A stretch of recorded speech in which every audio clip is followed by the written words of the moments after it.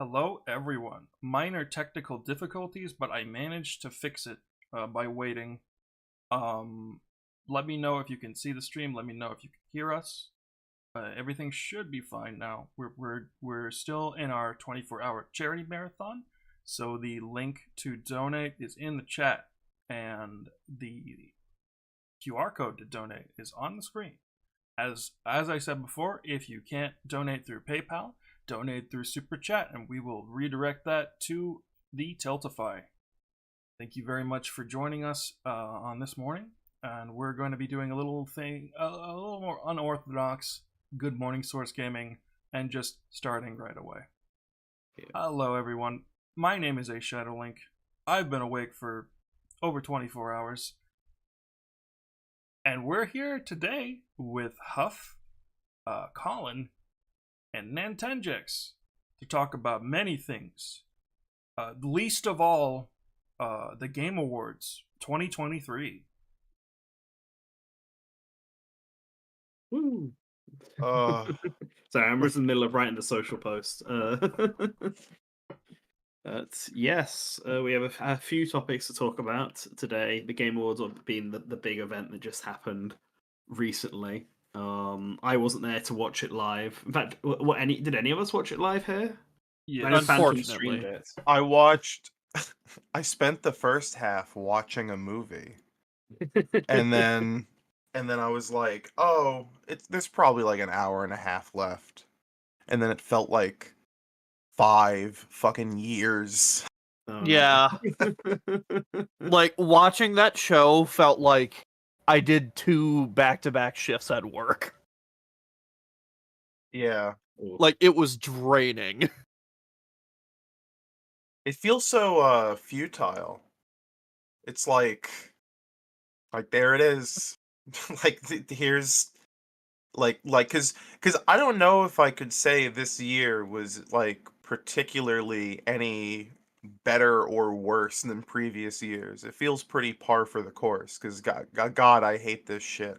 We've, But I've watched them in call for, like, the past 4 years or so with the fellas, and I would say this is the de facto worst one I've seen. yeah, no doubts about it. This is the worst one. The moment they insulted the winner for best performance, they bullied him off the stage when he was trying to give heartfelt thanks to all the people who helped him, his co-workers. I can't believe what I saw. I couldn't believe what I saw. My jaw yeah, dropped. I knew from that moment on tonight was going to be a bad time. And oh my god, that was the most insufferable the Game Awards has ever been, and the most transparent Game Awards about just showing that they don't care about video games. They don't care about the industry. They don't care about these awards. It's a smokescreen. They're just here to funnel ads. yeah. Yeah, Jeff wants to make some bucks or trying to basically build up Winter E3. Yeah, That's pretty much what it Jeff feels is like. pretty much just like buddying up to all these companies, giving them a prime platform to show their new announcement on, to get more eyes on it. And it has unfortunately worked. The Game Awards is one of the biggest gaming events, if not the biggest gaming event of the year, and all of it does not matter. The awards do not matter because sorry, hold on, Yeah. I'm being told to please wrap it up.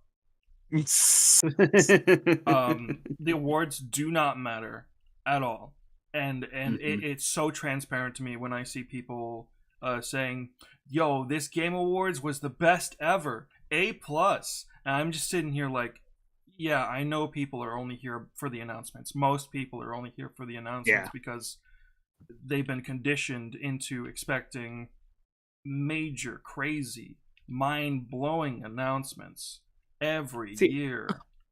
I don't even think it's that, because I mean, this is the only. I would argue that this is the only year that the Game Awards has actually had half decent announcements, like for most of them. Like usually there's like maybe 1 or 2 things, and sometimes it's just being blinded by what Nintendo releases.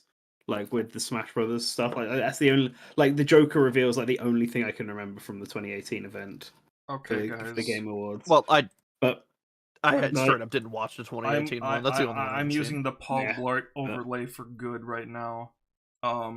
Sure, you enjoy Here- playing that. No, And- I'm putting the funny graph on screen right now using it. So here's Yeah. the Game Awards 2023 3-hour runtime allocation chart. Hold on, 10 can I- minutes Yeah, for can I- winner can I at speeches. least- Hold on, can I at least finish the point I was trying to? Yeah, Okay, go ahead. yeah, sure. make Sorry, first? I did not mean to interrupt you. Yeah, because it basically, like, I think what it is that the most people, the reason people tune in for this is for the announcements, because like the vast majority of people like don't care about awards. It's like the same for like Yeah. the Oscars and stuff. Like the industry people care about it. The people who actively follow movies care about the Oscars because it's like interesting. But like that's it. The common like That's it. common No people Star don't Wars. really care. And it's the same now for the game. It's the same for the Game Awards, and kind of always has been. The reason they have Yeah. announcements here is that Jeff knows that barely anyone will watch it. If Like, it's my just- thing it doesn't is, have any like, announcements.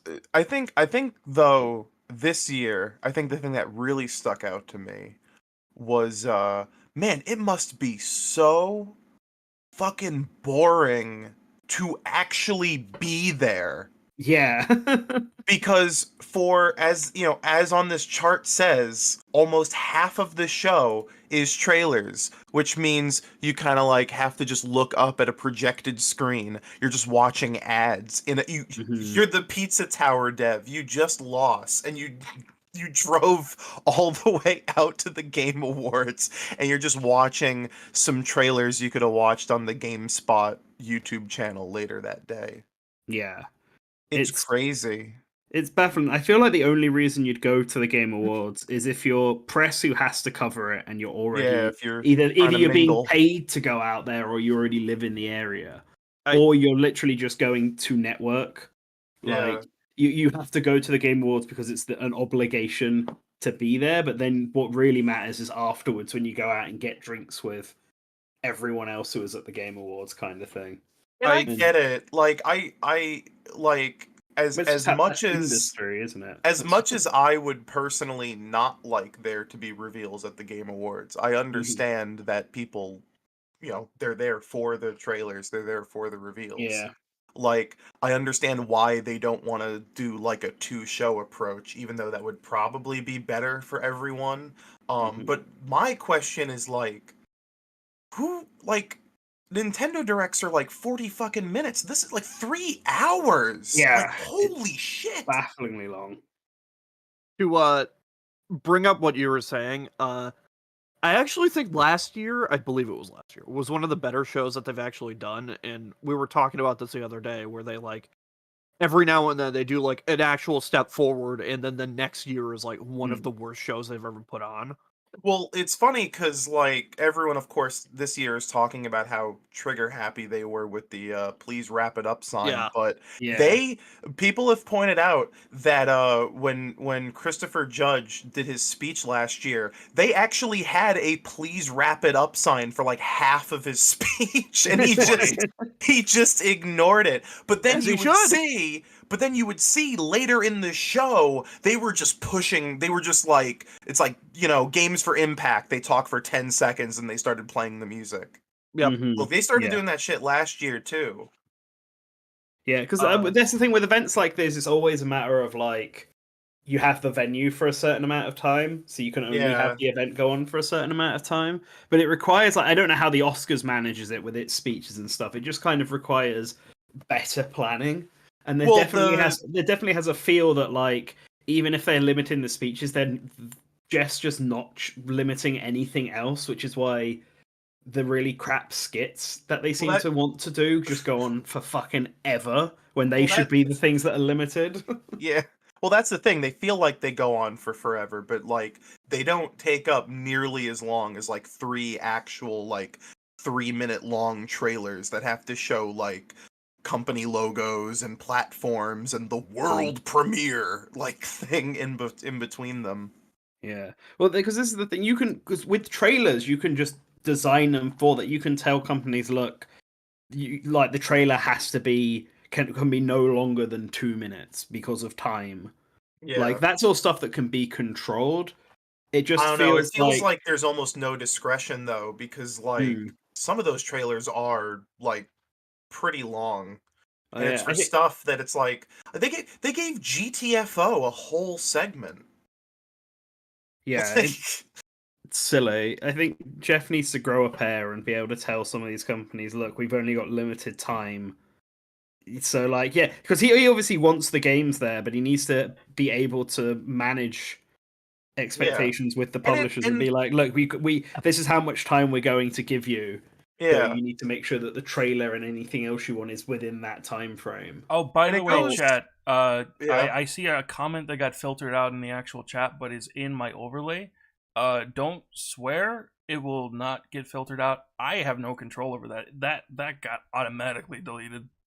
Well, it depends what they said. It would have been really bad. They if it said got the out F from word. filter. That's it. Yeah, that should be fine. That's it. I don't know, because I've seen people swear in chat before with that, and it's gone over all right. I So I don't think know it's why. a recent thing because I noticed it all night. Weird. But But yeah, it goes. Yeah. I mean, it goes both ways too, because it's like you already have like your big reveal trailer. Like, why do you need to talk about like hypothetically how cool your Blade game is going to be in 2 years? yeah. That like, feels like it's like a you've problem given me your always in the pitch. industry.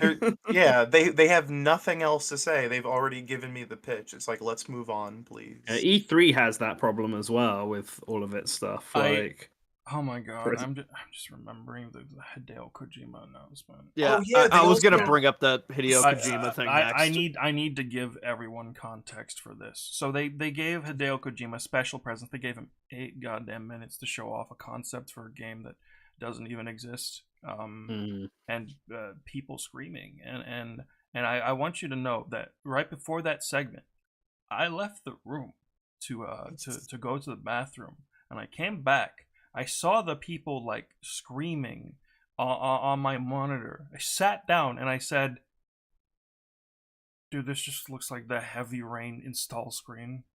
And then I saw it was Kojima doing it, and I'm like, "Oh, that's why this crap is given this spotlight." Got it. yeah. I mean this genuinely. I think that might be the worst presentation for a trailer I've ever seen, because not only was it just nonsense, it also was incredibly long. Like that segment alone, like combined with talking to Kojima, was 8 minutes.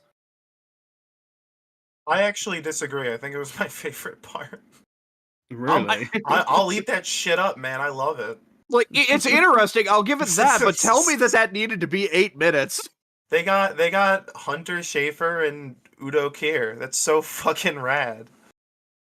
And also Jordan Peele. But also, like, I also wouldn't want that in the middle of my Gamer Award show either. It's my favorite part, but it also feels like it could have happened, at E3. At the Summer Games Fest that you arranged. Yeah. Like, after seeing that trailer, I still can't tell you a fucking thing about what that was supposed to be.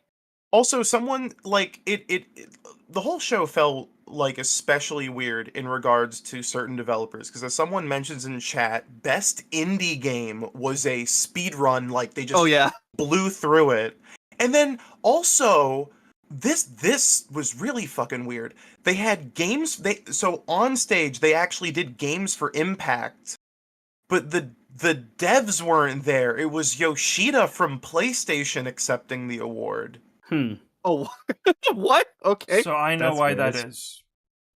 I know it's a timed console exclusive. No, I know why that is. But yeah. So there was an open letter signed by several people in the future class. Are the winners of that award on that list? I don't know. Because they I may have have been both, barred yeah. from entering the building. Oh my god. That would be Yeah, pretty that's embarrassing. Yeah, so they But signed yeah, an it open was- letter to get Jeff to go on stage and say, "Hey guys, genocide is bad." Mhm. That oh my Yeah, god. like actually like make a statement about something that's actually important. I know it has nothing to do with the show at hand, but it is important enough that you can just say that something awful is happening. Mhm. The Palestinian people are being massacred. Genocide is bad, and that's it. But he didn't do it. Speak to your legislators. It's harrowing.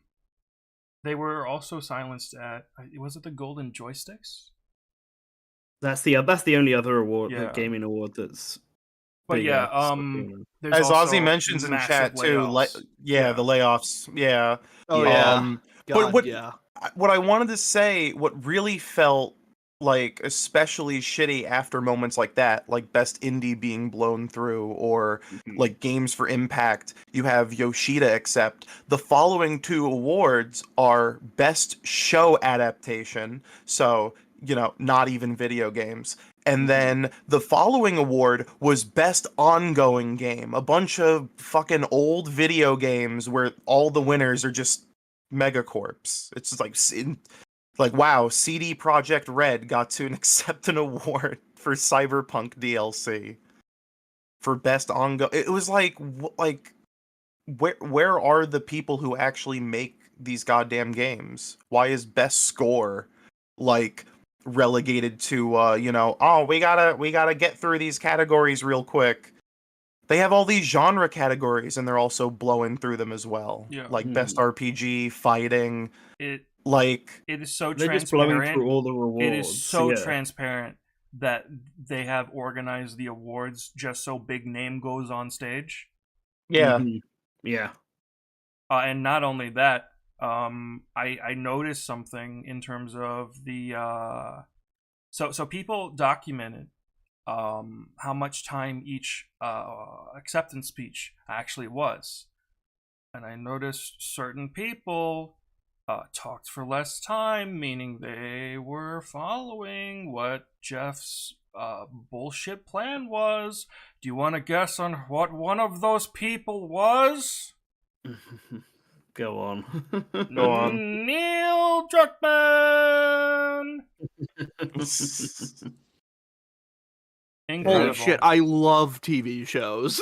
Incredible. I mean, I think best adaptation obviously should be a category. Yeah, in of this. course. Yeah, it I also should. think It best should. ongoing game should also be a category. Although I do wish that got a bit more variation in it every year. I I just wish it was wanna- more clear as to what it is, because a lot of times it really just that one, along with best community support, kind of have a lot of overlap. I mean, that's a problem with the Game Awards at a whole. When they Yeah, announced true. the nominations, I complained about this because they have best accessibility options and list a bunch of games, but they don't tell you what any of the accessibility options actually are that those games are doing.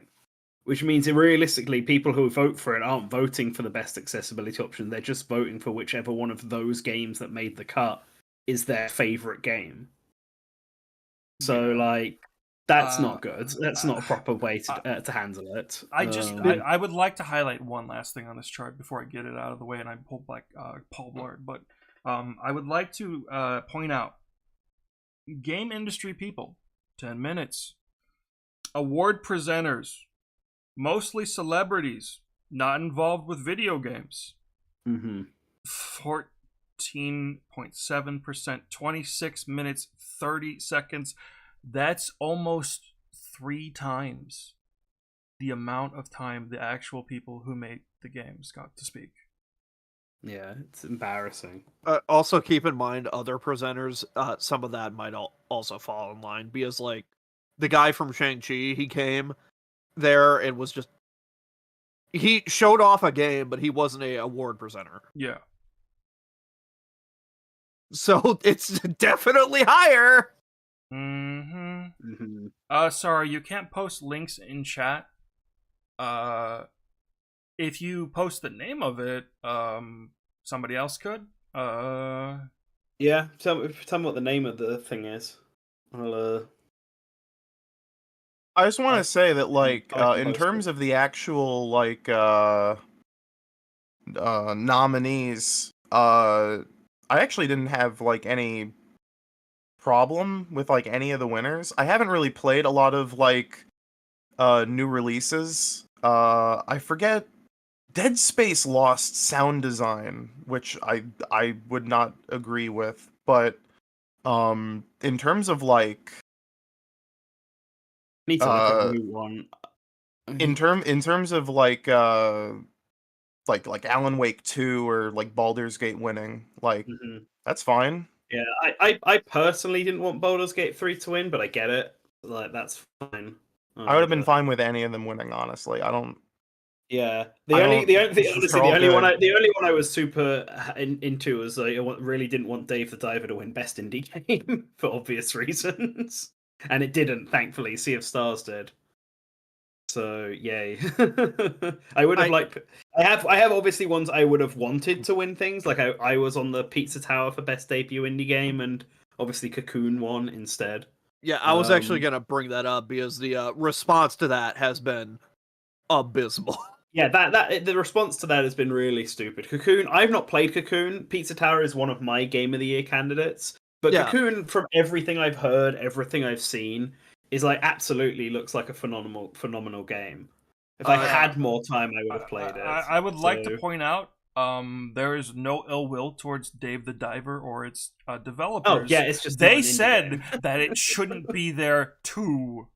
Yeah, it feels like it's only there because they announced a Dave the Diver and Dredge crossover at the event, which is another problem my that the Game God. Awards have. Oh my god, like, you're probably right. You're probably yeah, right. Oh the Game Awards no. absolutely influences some of its nominations based on announcements for things that are going to be there at the show. Yeah.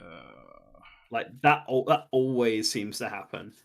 It kind of made me wonder whether or not this is the reason why Nintendo didn't bother to announce anything, because the only games they really had there were Mario Wonder, Zelda, and Pikmin What are you talking 4. about? They announced 3 N64 games. Yeah, but they didn't do that at the Game Awards. They did it during the They Game did it Awards. during the Game Awards. So but Yeah, people they are also not- announced Spirits for Smash.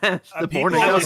I That's find like it before the extremely Game funny Awards. how people immediately jumped because the funny Puro leaker posted again that another code would be receiving a demo Yeah. and a trailer. Mhm. And people were immediately like, "Oh, that's what Nintendo's bringing to the Game Awards," and it's just like that is the exact kind of game you should not bring to the Game Awards. Yeah, I was thinking I felt I could have seen them bringing it to the Game Awards because they have brought games like that to the Game Awards in the past. Like Nintendo have chosen some pretty random things sometimes to show Yeah. at this event. Yo, So it let's wouldn't have announce surprised Cranky me, but- Kong for Tropical yeah, Freeze. but yeah, I agree. Another code being there, it certainly wouldn't have been my choice to be at the Game Awards. But then I guess it's not. My guess is another code is just getting like a Twitter announcement next week or something. Mhm. Unless That, there's that reeks unless of, there's a like, secret December Nintendo Direct or something. yeah.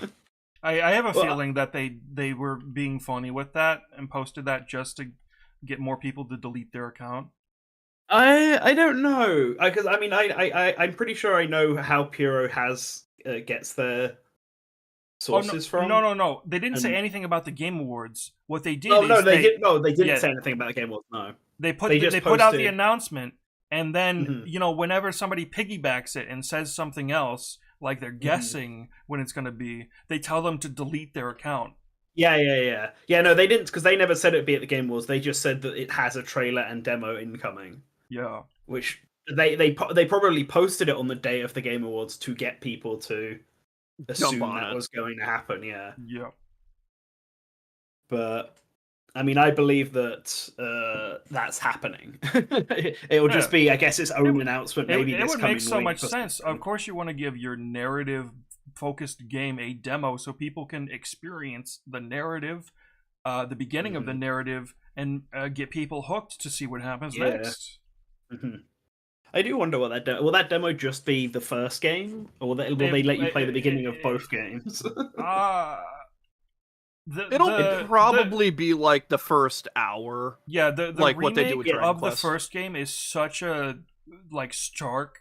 It is just a new game that they'll probably just be the first one. game, and I wouldn't be surprised if that remake, they're including both games, but I wouldn't be surprised if they're going to organically just make them an Act 1 and an Act 2 instead of I could see that. I could see that. Instead of breaking them up like, oh, here's another code, and then here's another code R. Because that was my concern. Because another code R like immediately spoils the end of the first game. It sure does. So what having they need to do, both of them be in the demo would be silly. They absolutely need to have it set up where you can only play R after 1, just like the funny Like a Dragon Gaiden locks off the demo until you beat the campaign. Fair enough.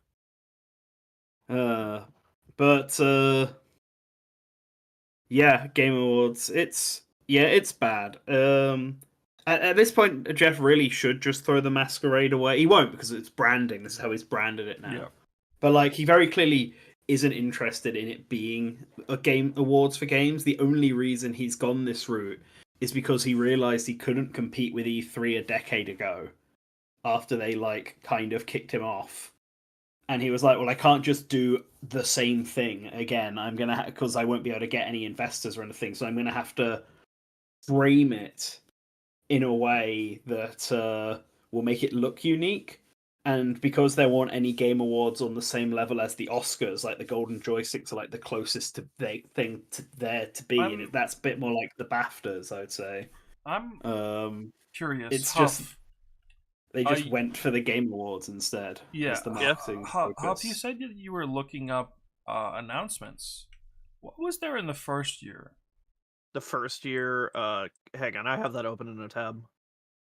First year, like the 2014 Game Awards? The very first the Game very Awards. first Game Awards. Okay. What was the landscape like back then? That they announced No Man's Sky there, right? I have the list up. They had trailers for like Mario Maker, Codename Steam, Metal Gear 5, Breath of the Wild. But in terms of just straight up announcements, there was a game called Before, which I've never heard of, Banner Saga 2, Tacoma, and Human Element and No Man's Sky. Oh, Tacoma's by the Gone Home devs. Okay. So that was a really big deal at the time, because that was like their next game. It's interesting how that was just like a place where pretty small scale games were initially like revealed, and then it ballooned into this massive event where major publishers all have their hand in the pot.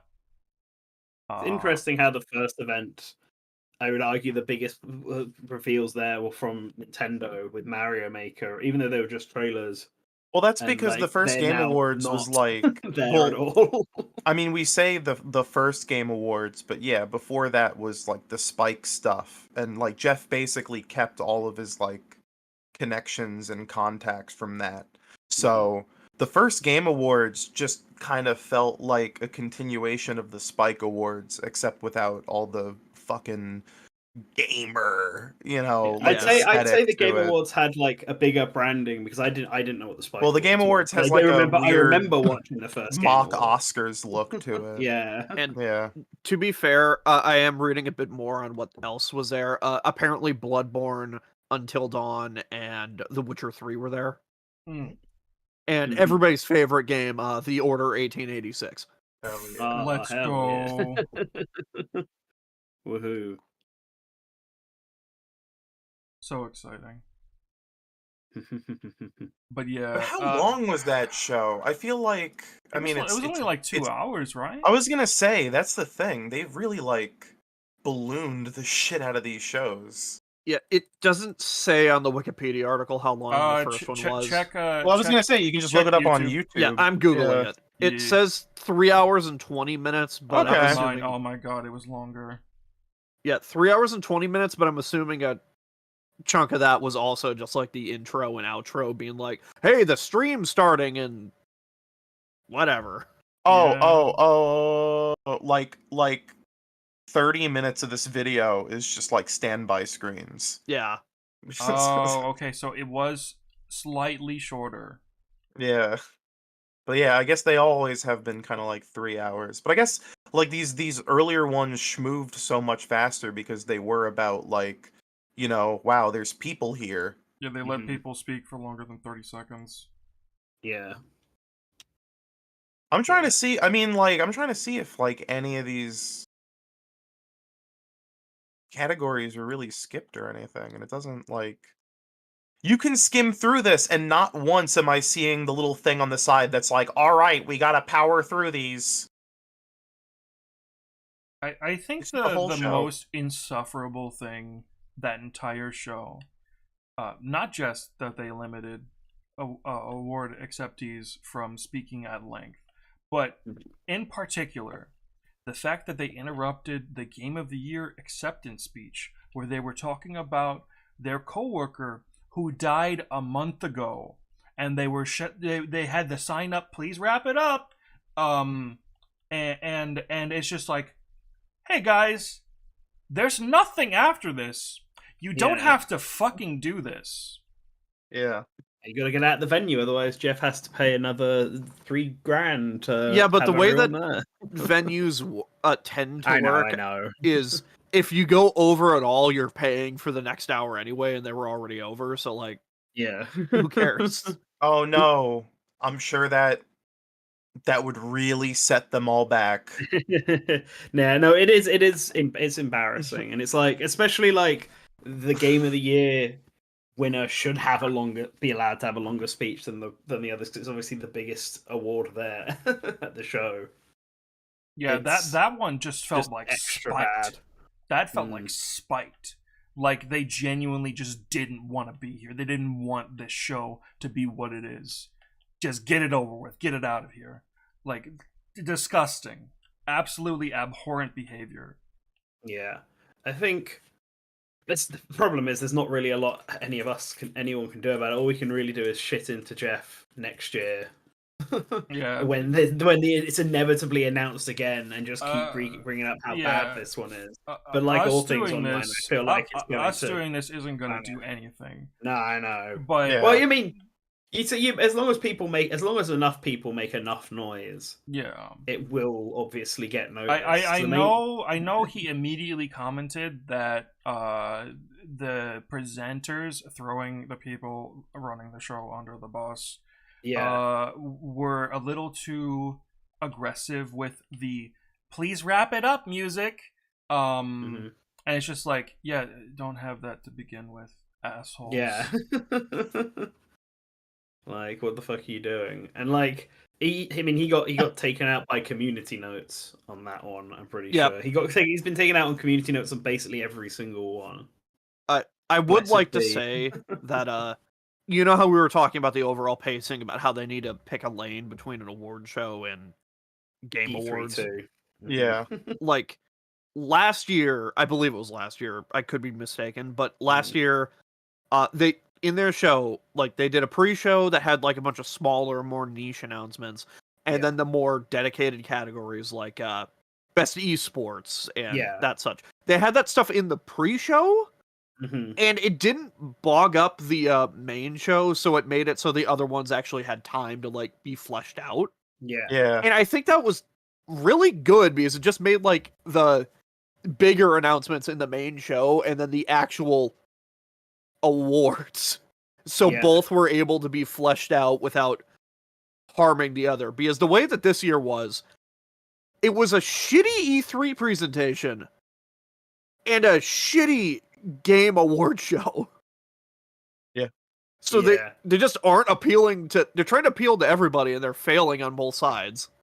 Yeah, I feel like that happened because, like, I reckon people complained about it in the first last year about how like some of the award categories, the smaller ones, were in the pre-show and not in the main show because it's obviously treating them like they're lesser.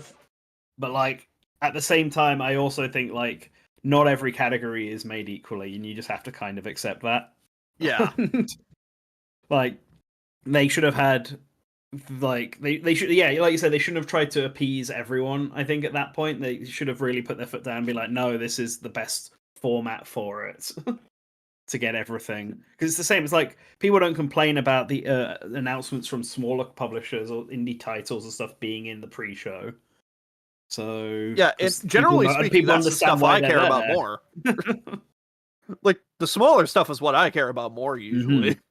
Yeah, as long as it's all being announced, it's fine. So, yeah, we'll have to see what they do next year. But I feel like it's just going to be just as bad, because even though we're saying in hindsight that last year's show was pretty good, I'm pretty confident if we look at last year's sort of reaction thing to it, we were not as not as, like, what's the right word here? Not as, like, correctly harsh on it as we've been this year. Yeah. But, like, we were still definitely, like, down on it last year.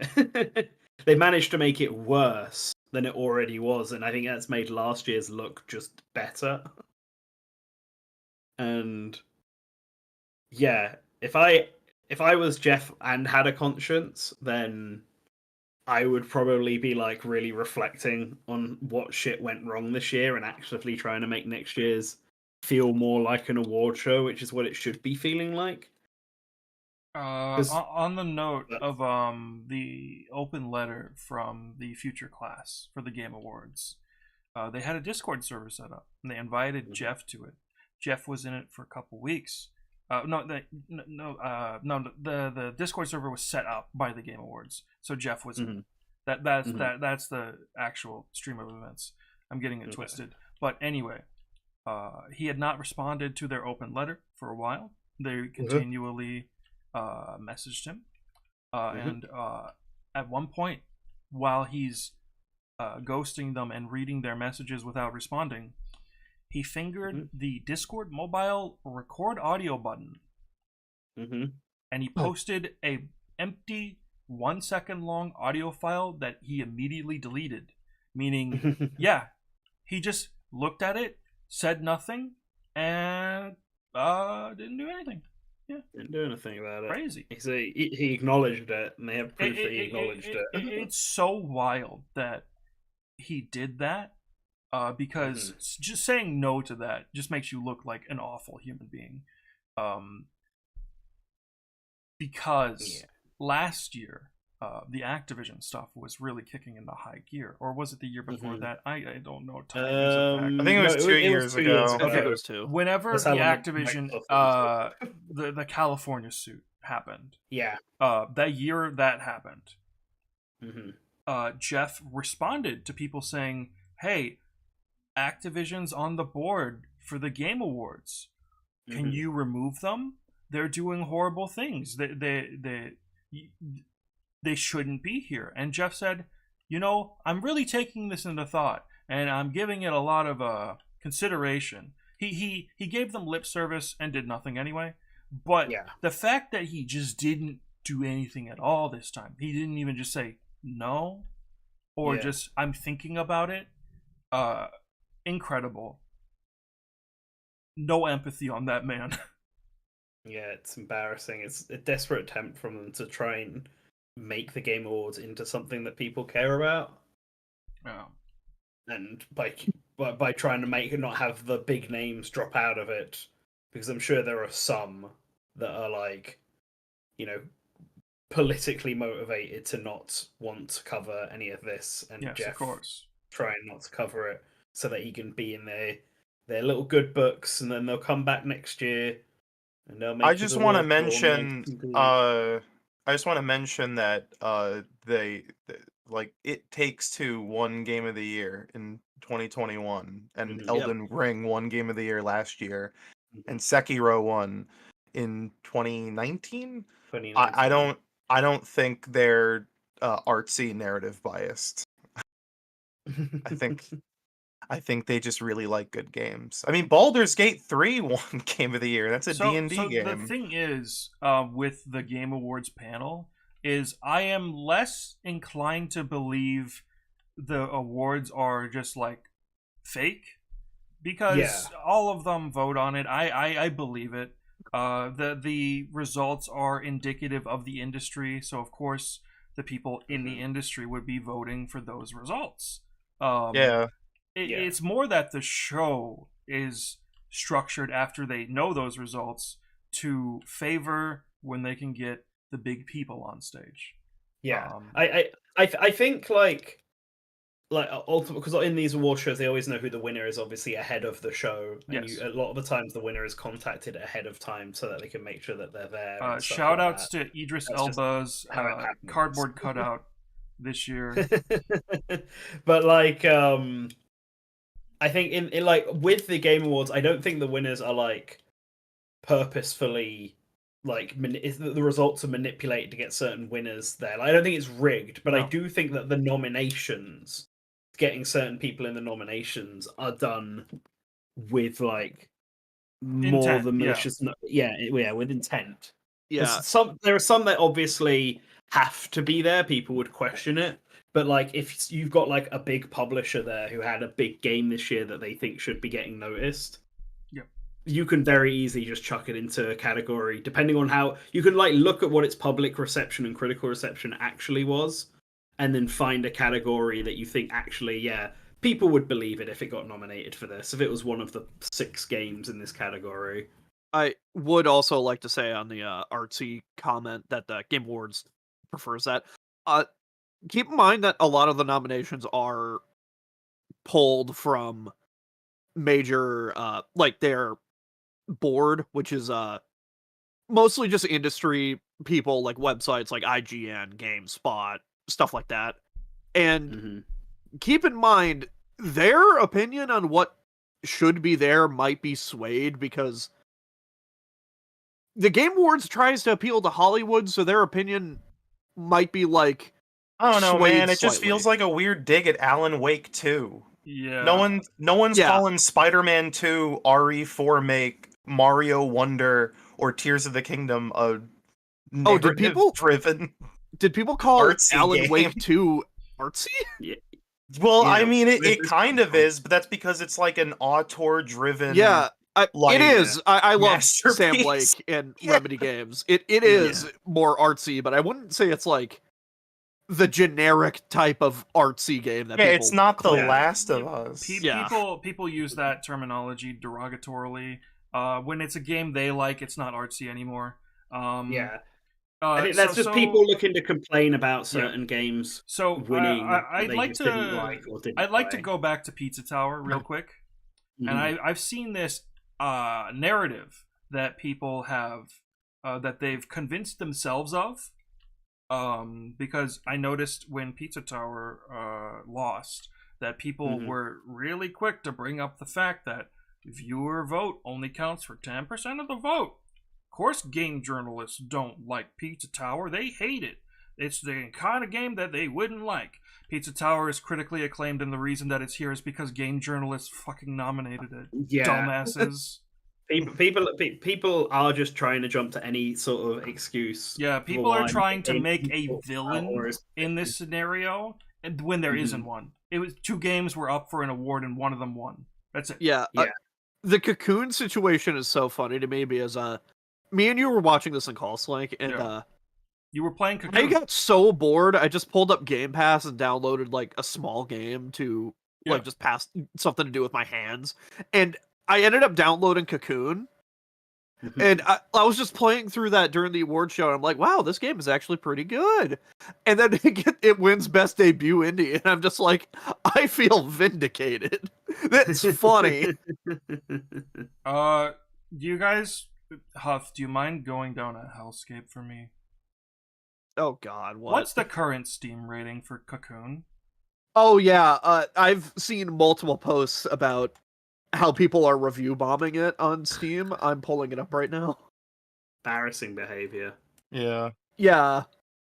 It's still overwhelmingly positive, but I guarantee you that's probably because they deleted a good chunk of them. People really does it say like a trend for recent reviews? Because that's a separate thing. No. Is it? Okay, it's just overwhelmingly I positive. I gotta say, Thankfully. for all the shit I want to give the Game Awards, people also really love to show their ass after these things, where they're like, the game that wasn't 100% specific to my tastes won. This is rigged. Like, it's just like, it just feels childish. Steam doesn't actually delete them. It marks them with a "this game was review bombed." Yeah. That's good that they Interesting. have a filter for that. I'm really glad. Yeah. Metacritic doesn't have that. No, it doesn't. Yeah, I'm pulling up Metacritic now to see the discourse because I know it's going to be funny. Don't read any of those out yep. loud. Just how many? How The- many? How many? I just want it to be known. Literally, the first review I see is that. Fun. I posted it in our chat. I'm not posting it publicly because duh. Okay, so what's the number of negative reviews there? I'm pulling it up.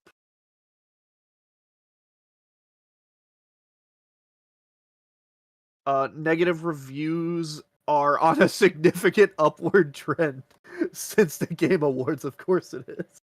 Yeah. Sigh. Gamers Well. don't be tribalistic. Challenge failed. Wom, wom, wom, wom. According to this, it has jumped from 2% negative to 10%. I don't know if that's true, but that's what it says. Right. I just well, got I think, logged out of Tiltify. I think I'm all in logging back all, in. the Game Awards this year were pretty bad. Yeah. People have been saying that they're good, but that's only because they only care about the announcements Oh, and nothing else. Sega did five game. Yeah. Jet Set Radio And we were- 27. Jet Set Radio and we'll- 27. We will talk about those 5 games because I do think those are like the best announcements from the show, and I want Yeah. to talk about them. And like, I don't want to shit on the actual announcements. Yeah, no, I'm not because they saying were at the anything Game bad. Awards. I'm not saying anything bad about the announcements in terms Yeah. of, oh, yeah, they were at the Game Awards. It's a marketing opportunity. Of course they're going to take Yeah, it. of course. But they're the gonna take it. people who think, nah, this award show was pretty good. I mean, they announced Jet Set Radio 55. Like, Yeah. Come on.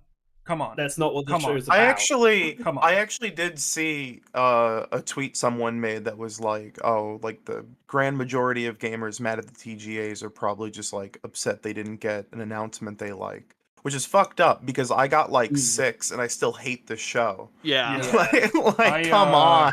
That's a really bad take. That. Yeah. That it's is like, a God. bad faith take. That is That is a really miserable. bad faith take.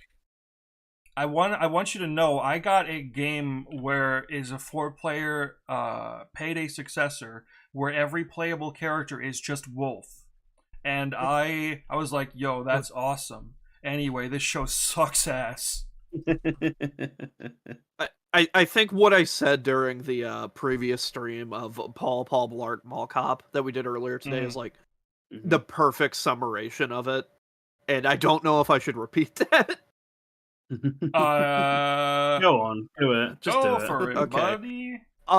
Hey, if you think like a show or a movie is good because you got to see like something announced, hey, if I spliced in the announcement for Dragon Ball Tenkaichi into like the Zagruder film, would you Oh, okay. would you still like it? Only place you can see the new Budokai Tenkaichi trailer. You gotta go watch it.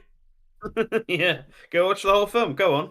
Like, Do if it. that's where it's I mean, revealed, good does that film. make it worth it to you? Because if it is, I think that says more Yeah. about like, Yeah, you as a person. yeah. Than anything else. Dude. Jeez. But all right, let's because we spent 50 minutes now on the Game Awards. Let's actually move on to some slightly more positive talk. It's time Yeah, to the be Game a Awards. little less negative. Let's talk about things that didn't need to be associated with the Game Awards, but they are. Yeah, and we'll ignore the association to just focus on the actual announcements Yes, of course. themselves. As I just said, yeah.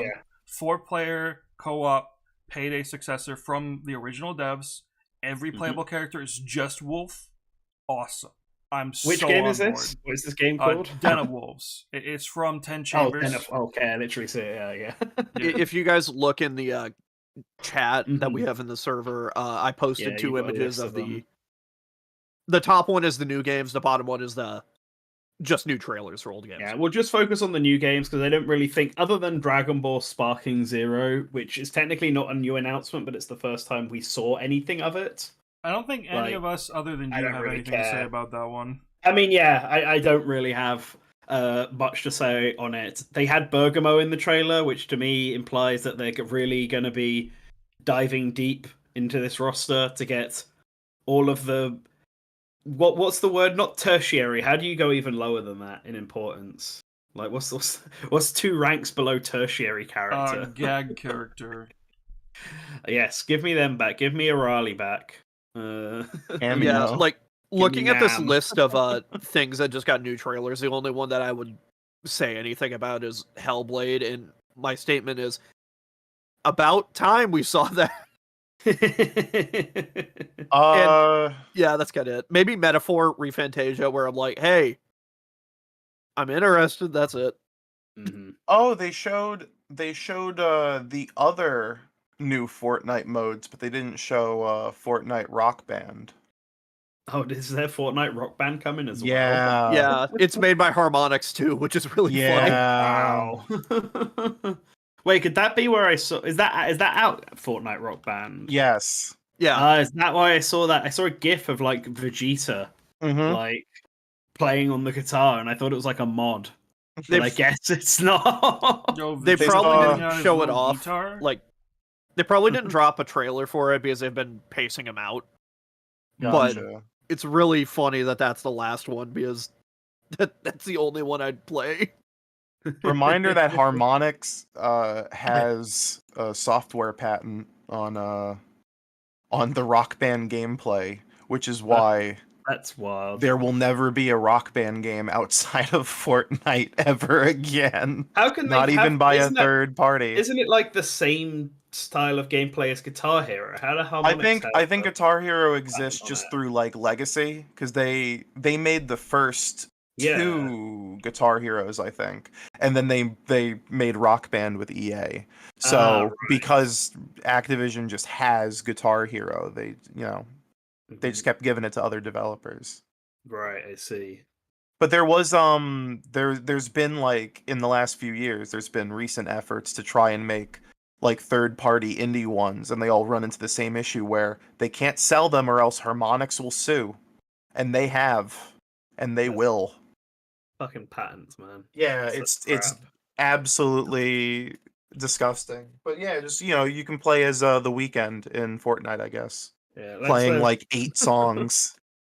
And I know I'm a boomer, so like I do not care about Fortnite at all. But I guess it's neat that it's getting these modes for people. It's starting to become like a platform now. Dude, I'm a Zoomer and I don't care about Fortnite. Konami might be different with Guitar Freaks because that's like a Japanese arcade exclusive thing. It's not like a console game. I don't know. Whatever. It's weird as shit. Yeah.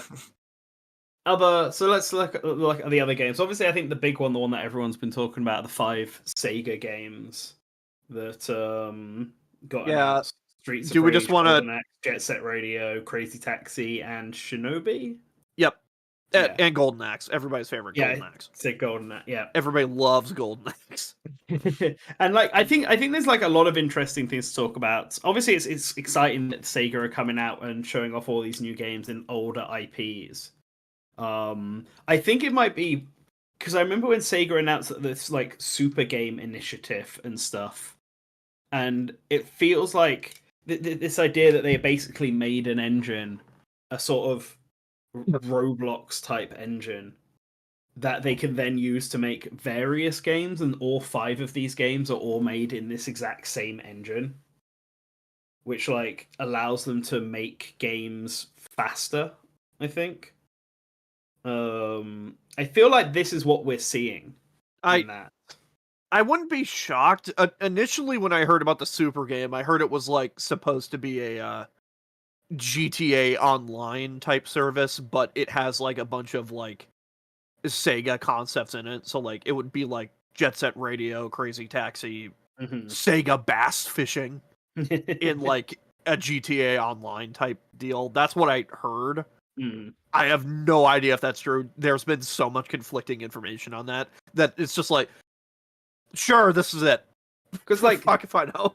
because like the reason I'm thinking about this is because other than Shinobi, which looks like marketably very different Yeah. in the way it's been presented, I feel like Golden Axe to Jet Set Radio, Crazy Taxi, and Streets of Streets. Rage don't look that different to each other from like a technical standpoint, especially Crazy Taxi and Jet Set Radio. I know it's early days. Jet Set Radio is going for a cell shaded style, and Crazy Taxi is going for that sort of neon look that games like Cruisin' use and all that, with its like very over the top driving around sort of arcadey feel. But like if you stop and look at like the actual environments, the way Tokyo To and whatever the city is in Crazy Taxi look, they look very similar to me in terms of like lighting and quality and stuff like that. So I wouldn't be surprised if those two games are in the same engine. And then when Golden Axe and Streets of Rage obviously have kind of a very different aesthetics. But I think it's interesting that the new Streets of Rage doesn't follow at all the previous Streets of Rage in terms of art style and looks like a lot less stylized, I guess, going for 3D models and stuff like that again, which makes me feel like that's again in the same engine as all of these ones. And so I'm curious to see how these games are when they come out, because I am quite excited to see what they do. I'm quite excited to see how Sega pitch them, because to me they don't feel like AAA games. They feel like digital only AA games that maybe get limited limited physical releases type thing. That's the sort of vibe I get from them. But what I don't want them, because that then makes me think of that Polish company that did House of the Dead. Yo, I love Panzer Forever Dragoon. Entertainment. Yeah, They made my favorite. It starts making me think about Forever Entertainment tier games, and obviously those are not the best when it comes to quality. So Yeah, but- hopefully they can be above that. Yeah, 'Cause to that's be the fair, vibe I Streets got of from Rage these. 4 was also in that category of digital only and then physical Yeah, later. but Streets of Rage 4, I think Streets of Rage 4 had the style to Yeah. And obviously it was made by a competent team. Yeah, it's also a good game. Yeah. Whereas like the new Streets of Rage, it doesn't feel as stylish. And I think that's because to me, it gives off the similar vibes to the other games that they just announced alongside of it, which makes it feel more like it's part of this homogenized set of games, I guess. With Shinobi being the one outlier, whatever they've done to Shinobi, it feels completely different. Even though I would hazard a guess it probably is made in the same engine as the other four. And that's why these 5 will announce together. I wouldn't be shocked if, like, the other 4 were, like, what you were saying, like, same engine. And then Shinobi was just, like, one of those small projects that an indie team was working on. They're like, yeah, fuck it, slap that in there. Yeah, fair. Yeah, Put it in the could announcement. go that way. We'll have to see when these games actually come out. Yeah. And what they're like. It feels like Shinobi is the furthest along on, with maybe Streets of Rage, and then maybe Jet Set Radio is the furthest behind. It's hard to tell because the scenes with like Professor K look really good in Jet Set Radio. Yeah. But then I feel like Beat himself looks like really generic, like the way his model is. Because I know people have been complaining about it not looking as cel shaded, and it is cel shaded. If you actually look closely in some areas, it is. It's extremely cel shaded. It's just more realistically proportioned. Yeah, yep. It's more realistically proportioned, but it makes like Beat feel kind of like they've taken like a generic human model and then just colored in the parts that need to be colored in. Like it doesn't look as stylish. Whereas Professor K, I think, still looks as stylish as he did. Yeah, even though he's more realistically proportioned. It's really it just makes Beat's model feel early to me. I saw the cel shading for that game, and I thought, wow, this is some of the most aggressive cel shading that I've seen. And hearing that people were disappointed with the way that game looks, in terms of that aspect, that's bizarre to me. Hmm. I think it's a matter of style. I think for me it comes from like a weird place of all the scenes with Professor K are aggressively cell shaded and do look great, but all the scenes with Beat don't for some reason. Mhm. There And also is a chance that this trailer is just using old footage. yeah, I mean it does feel like that's what I mean. That's why I feel like Jet Set Radio is the furthest behind, because it does feel like an early teaser. I mean, it is a teaser; it's not a real trailer. If I had to take a random guess, I would say like Jet Set. Why did I say Jet Set? Crazy Taxi would be the first one to come out, just because that's probably the simplest one in terms of like design. Yeah, But that's just random speculation. I could have That's said any game. but I'm like, regardless of how they are, I mean, hopefully they all turn out really well, or at least like decent enough to to play. But it does. I do appreciate Sega going back to this era and trying to make these sort of games again, because the only ones they've really tried that for in recent memory are like Super Monkey Ball, which has that Sonic Team legacy behind it. Yeah. Not Sonic Team. Why did I say Yakuza. that? It's not them. Yeah. And Yakuza, like whatever the team is called. RGG. RGG, yeah, that's the I've one. seen a lot of people talking about how like, man, I'm happy Sega are finally bringing back these franchises, and I'm like, I mean, yeah, the House of the Dead remake and Panzer Dragoon weren't good, but they did them, and then like Streets of Rage 4 happened, Monkey Ball's been a thing, Virtua Fighter 5 Ultimate or whatever it's called. When did Virtua Fighter 5 come out though? Wasn't that a while ago? That was like, it got a re-release, like a new version, like last year. Did it? Because Yeah. the original Virtua Fighter 5 came out on like Xbox 360. Yeah, it got like a remake in the RGG engine or something. In the Dragon Engine, yeah. An enhanced remaster. Yeah. Final Like, they've Showdown. been doing stuff with their IPs, it's just... I don't know. Like, nobody really talked about them. Sonic or Yakuza, so... Yeah, like, they've been doing stuff with their IPs. Like, they also brought back Shin Megami Tensei 3. Soul Hackers came back for some reason. Well, I feel like Atlas is like a separate entity entirely. Yes, Yeah, it is. that's fair, but like... in terms of as a whole, they've been doing Sega stuff. direction, what they have on Atlas is just like Atlas asks to make a port and use Sega's resources to do it, and Sega signs off on whether that port happens, or they push Atlas to make a port, and then they're like, yeah, we'll cover most of it. Okay. This is gonna sound really stupid, but I think the difference in like what they announced here versus what they didn't is that these ones just appeal to the Nintendo audience, and that one is more active online. Not the I think Nintendo audience. They they just appeal to the Western Sega fans. I don't need.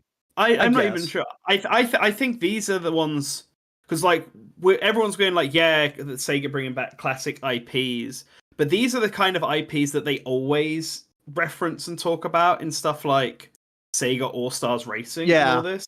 Like, if I was to compare Sega to Nintendo, right, the IPs they're bringing back now are like if Nintendo turned around and was like, here's a new Star Fox game, here's a new, I guess, F-Zero, here's a new, I was going to say Metroid. I'm trying to think, get games on that like tier level, as opposed to like them actually turning around and being like, here's a new Excite Truck, here's a new like another code balloon fight game, here's like the actual, here's a new Murasame Castle, like the actual classic games that they just haven't acknowledged or done anything with for ages. Because if Sega's equivalent of that is stuff like Gunstar Heroes and Vector Man and Comic Zone, like the games they throw onto Genesis Classics, and then that's all they ever do with them.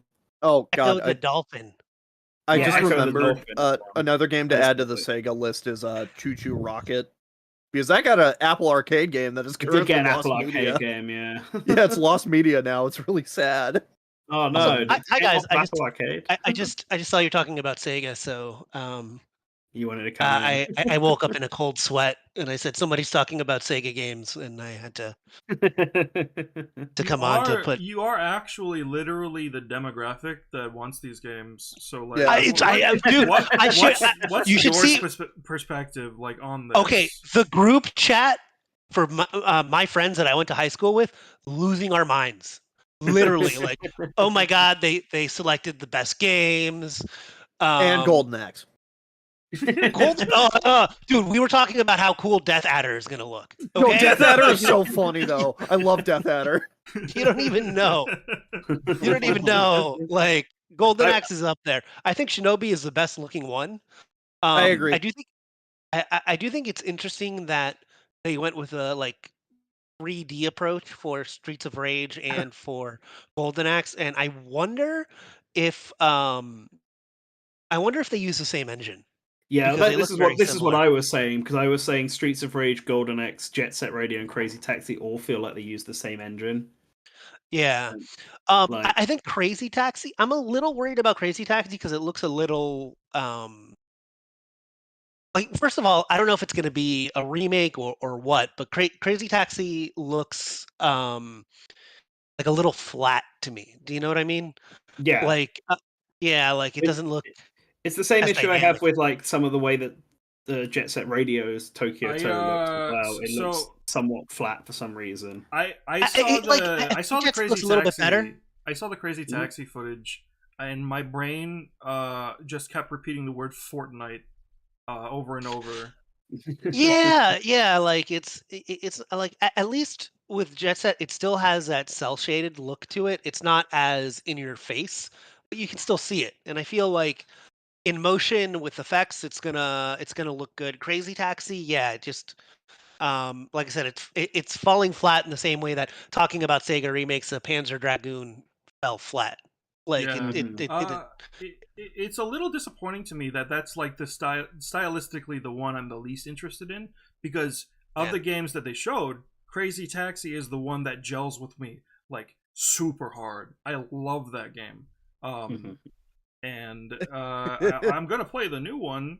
I just like, damn, I wish it didn't look like Fortnite. Yeah, well, it's very. I think it's it would still be early development footage, so hopefully it gets a bit more stylish.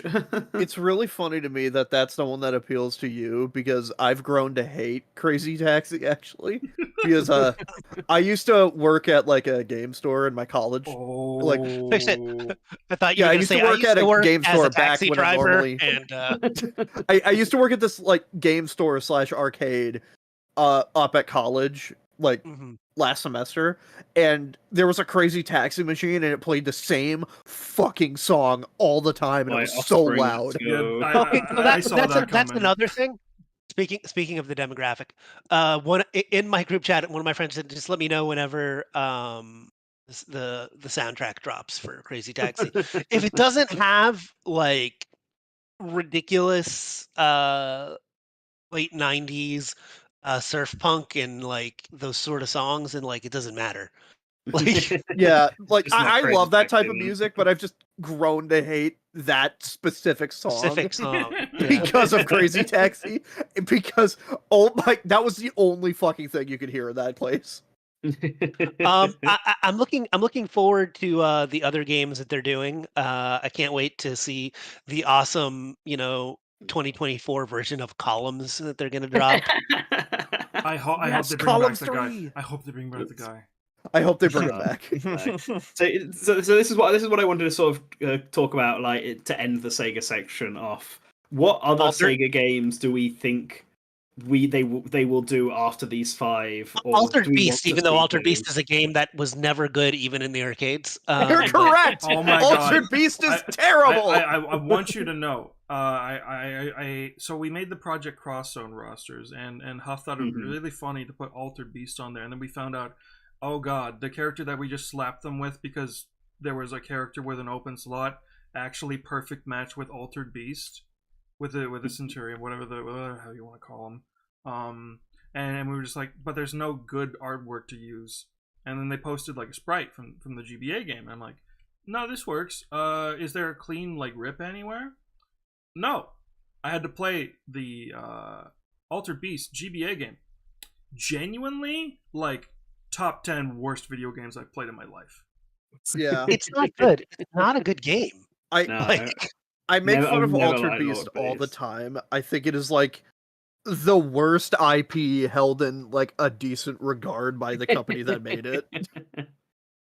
that's the thing, you know. That's the secret, is that it was never good, and nobody really liked it. Yeah, even back in the day when we pretended to kind of like it, nobody played it for more than 20 minutes. You're like, okay, now I turned into a wolf. Okay, cool. It Cool, I'm done. truly is Sega's urban champion. Huh? I was literally just gonna say it'd be like if Nintendo like propped Urban Champion as like a temple release on the NES. Hey, they It made a kept 3D referencing it. Classics version of it. Oh my god, you're 3D. right. Why did they do that? Well, I mean, there's the classics that you're not the pre-Genesis classics. You got Wonder Boy and Alex Kidd that they're never going to They're do doing their own anything. thing. I mean, Alex Kidd We just also got an Alex Kidd game. Yeah, we got the new Alex Kidd game. Oh, we remake, didn't we? And then we did have a Wonder Boy a while Yeah, Wonder back. Boy. They get their own Dragon's thing. Curse. Yeah, The ones they're I'm not thinking they're not of- considered classic Yeah. Sega IP because Sega like tries to start everything at Genesis. Yeah, At Genesis and ignore the early parts. Yeah, like yeah. the two games I feel like that we'll see at some point would be like Space Channel 5. Yes. I mean, Big we did ass just get a pushing. VR game.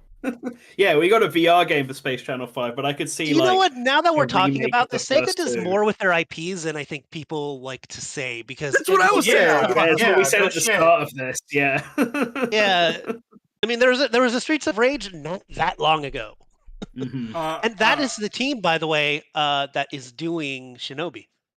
Chat Oh, just is it? brought up Shenmue 3. That would I would explain why it like looks to like that. I would like to stress that Sega had little to no involvement in Shenmue 3 whatsoever. Yeah, they were just Yeah. like, here's the IP, go Hilarious. nuts. It wasn't even published by them. Hell Yeah, but you know what? That's Oh my god, was it like, published by at Deep least somebody's Silver? doing something. Was that I Deep think it Silver? was. I think it Oh, was. of course Yeah. it was Deep Silver. Oh god. I think okay, I remember reading this. I don't know if it's true, but I remember vaguely reading that at one point Deep Silver picked it up to like for good faith because of what they did with Mighty Number 9. Oh.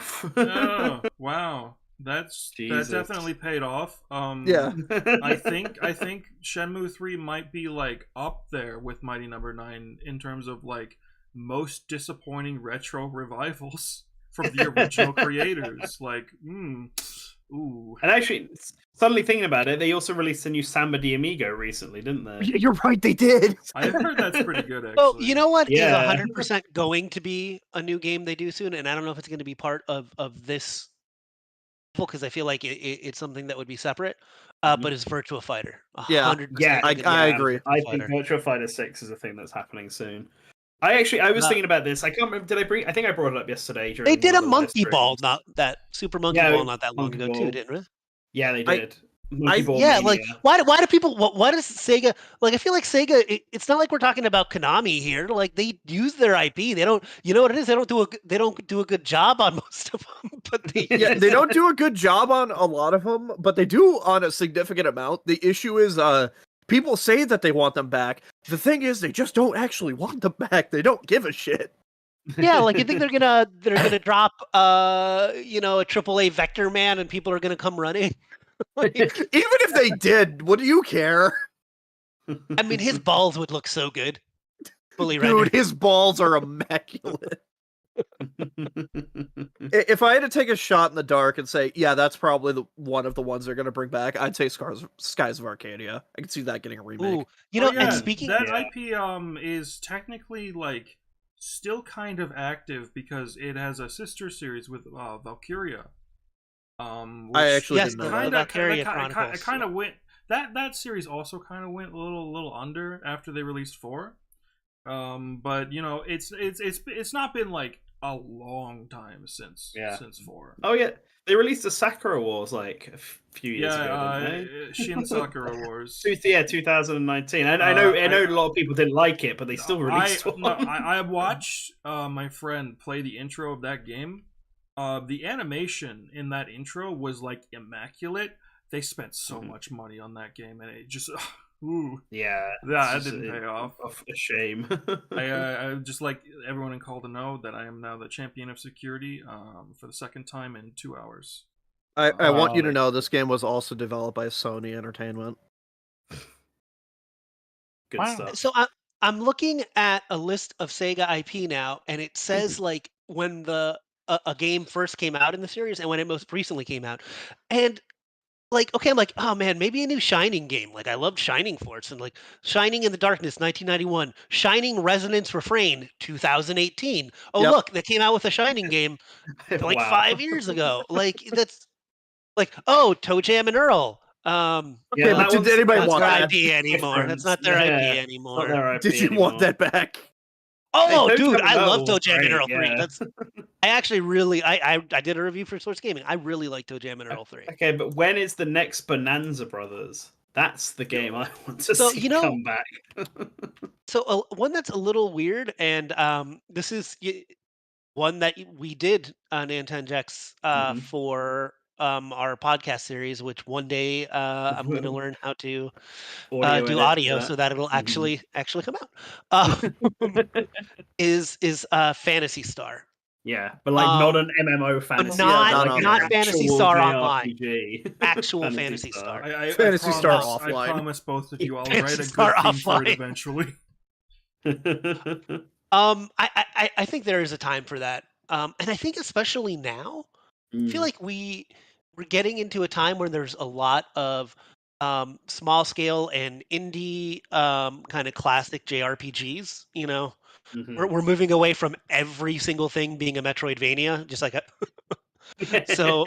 I think a smaller scale kind of throwback Fantasy Star or a remake of like Fantasy Star 4, for example, would Mhm. be really well received.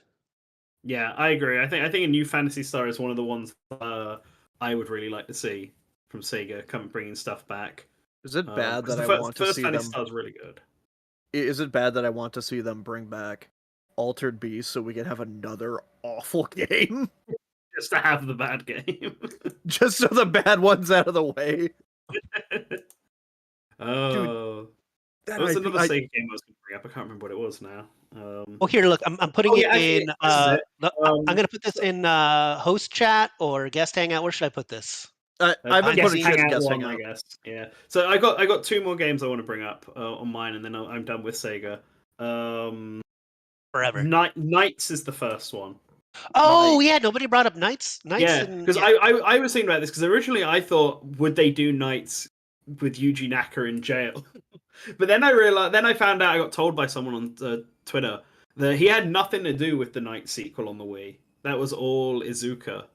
Yuji Naka wasn't involved in it, so actually they don't really care. So could they bring Knights back? Could they do Balan Wonderland but better with Knights? Or is it not one that they want to bother with? Outrun, please. Oh, I'd be down for an outrun. Yeah, I'd be down for Outrun. Please. I love Outrun too. I'd be up for that. Mm-hmm. And then Also, like Afterburner. hmm Yeah, all Yeah. those. And I think the other one, I think I mentioned it in the stream yesterday, but like I think this Sega has the chance to do another crossover game like they did with racing and tennis, but actually bring back Fighters Megamix Oh and give yeah, they us could do their crossover fighting game that plays like Virtua Fighter but has characters from across all of Sega. And the original Fighters Megamix only took from the fighting games, so it had Virtua Fighter, it had Sonic the Fighters, it had all of their really random smaller fighting games that they were releasing in arcades at the time. I keep saying Fighting Vipers was one of them. It's Sega Fighting Megamix. God, I keep getting them mixed up. Fighters Megamix. Fighters Megamix, and then Fighting Vipers is a different game, but Fighting Megamix has characters from Fighting Vipers in it. That's why I'm muddling my words around. Yeah, it had like or is it just God, I'm trying to remember. You know what? I've got my point across. Oh, it had Rent a Hero from the I was actually going to bring up Rent a Hero would be a from neat. the Mega Drive game Yeah. that he was in Fighters Megamix. Like they could do that, but like take advantage of these Dreamcast era type games that all the Sega IP that people like seem to really love and Like bring Seaman? back. Yes, like Seaman. Sega Bass Fishing? Exactly. Have all the Sega fishing games and fish-related games into just one like character. that could be next Game Awards. Just 5 fishing Sega related Bass games. Fishing, Echo the Dolphin, Seaman. Time to get wet. Yeah. Those two I- are the ones I want to see come back as well. I do think Echo the Dolphin could be something cool. Mhm. Speaking of Echo, like Yeah. Have it Uh, have it be people- like a romance story, and it's like the fish of water, and it's based on the original story behind Echo. Oh God. oh, Landstalker. That's a game that's not going to come back, but I just Yeah. remembered existed because I am scrolling through here. It's a good game. A game that might come back is Rise Star. That's what people have wanted a sequel for eons, and this is like the time I think to capitalize on that. Yeah. You know, it's not coming back. Dynamite Heady. Treasure, where Uh, art thou? yeah. Eternal Champions. Oh, we got to make our Sega rosters for something, right? I don't Yeah, remember. we'll do that. We could do one for Fighters Megamix. Oh, it'd We'll be add good. it to the list. All right, but let's move off from Sega unless anyone's got any last final thoughts, because we have 2 more topics I wanted to cover and we've got like 40 minutes. So I have one last thing that's about Sega. If you join our Discord server and check the pinned messages in the Source Gaming chat, I have uploaded the freeware Paul Blart Mall Cop browser game. Enjoy! That's Sony. Thanks. Did you guys talk about just real quick the Mana trailer? No, we didn't No. talk about the Mana trailer actually. Yeah, we started Go with on. Sega. Okay, well then, yeah, I'm not going to stop what you guys are doing. To be fair, Sega was realistically the only one I wanted to talk about from the announcements from the Game Awards. The only other one that I've sort of paid any attention to is Monster Hunter Wilds, and that's been Visions like, of Mana yeah. looks so good, dude. Oh, Did you it see looks really good. I'm happy that I they're was investing like, in it. I was blown away when I saw the art design in that trailer. I'm like, yeah, this is Mana. I recognize it immediately as Mana. But Exactly. like, oh my god, this is like gorgeous. All of the shading, the way it mimics like the artwork, it's so on point. Mhm. Yeah, the thing is, Trials of Mana, I think it's another game I reviewed for the site, is good. It's a good remake, but it feels weird playing it because the original Trials of Mana is like one of the best visually and sound wise Super Nintendo games. And then that was like such a budget remake. Like the engine was solid and like it was still the same story, so it was good to play through. But like this one looks like they're building off that same engine but refining it, and then like they're actually putting at least some money into the visuals. Like, it looks like an evolution of that to make it into like an actual game, so I'm super excited. Yeah, I'm looking at screenshots of it now, and it does look really pretty. I really like the lighting. In Yeah, this like game, when and the you get a shaders. chance, like when you're out, when we're off of here, like give it a watch. I think it's definitely, even if you're not a Mana fan, which I am, Mhm. I think it's worth watching. I also thought the Jurassic Park survival game was kind of neat, because it looks like it's set during.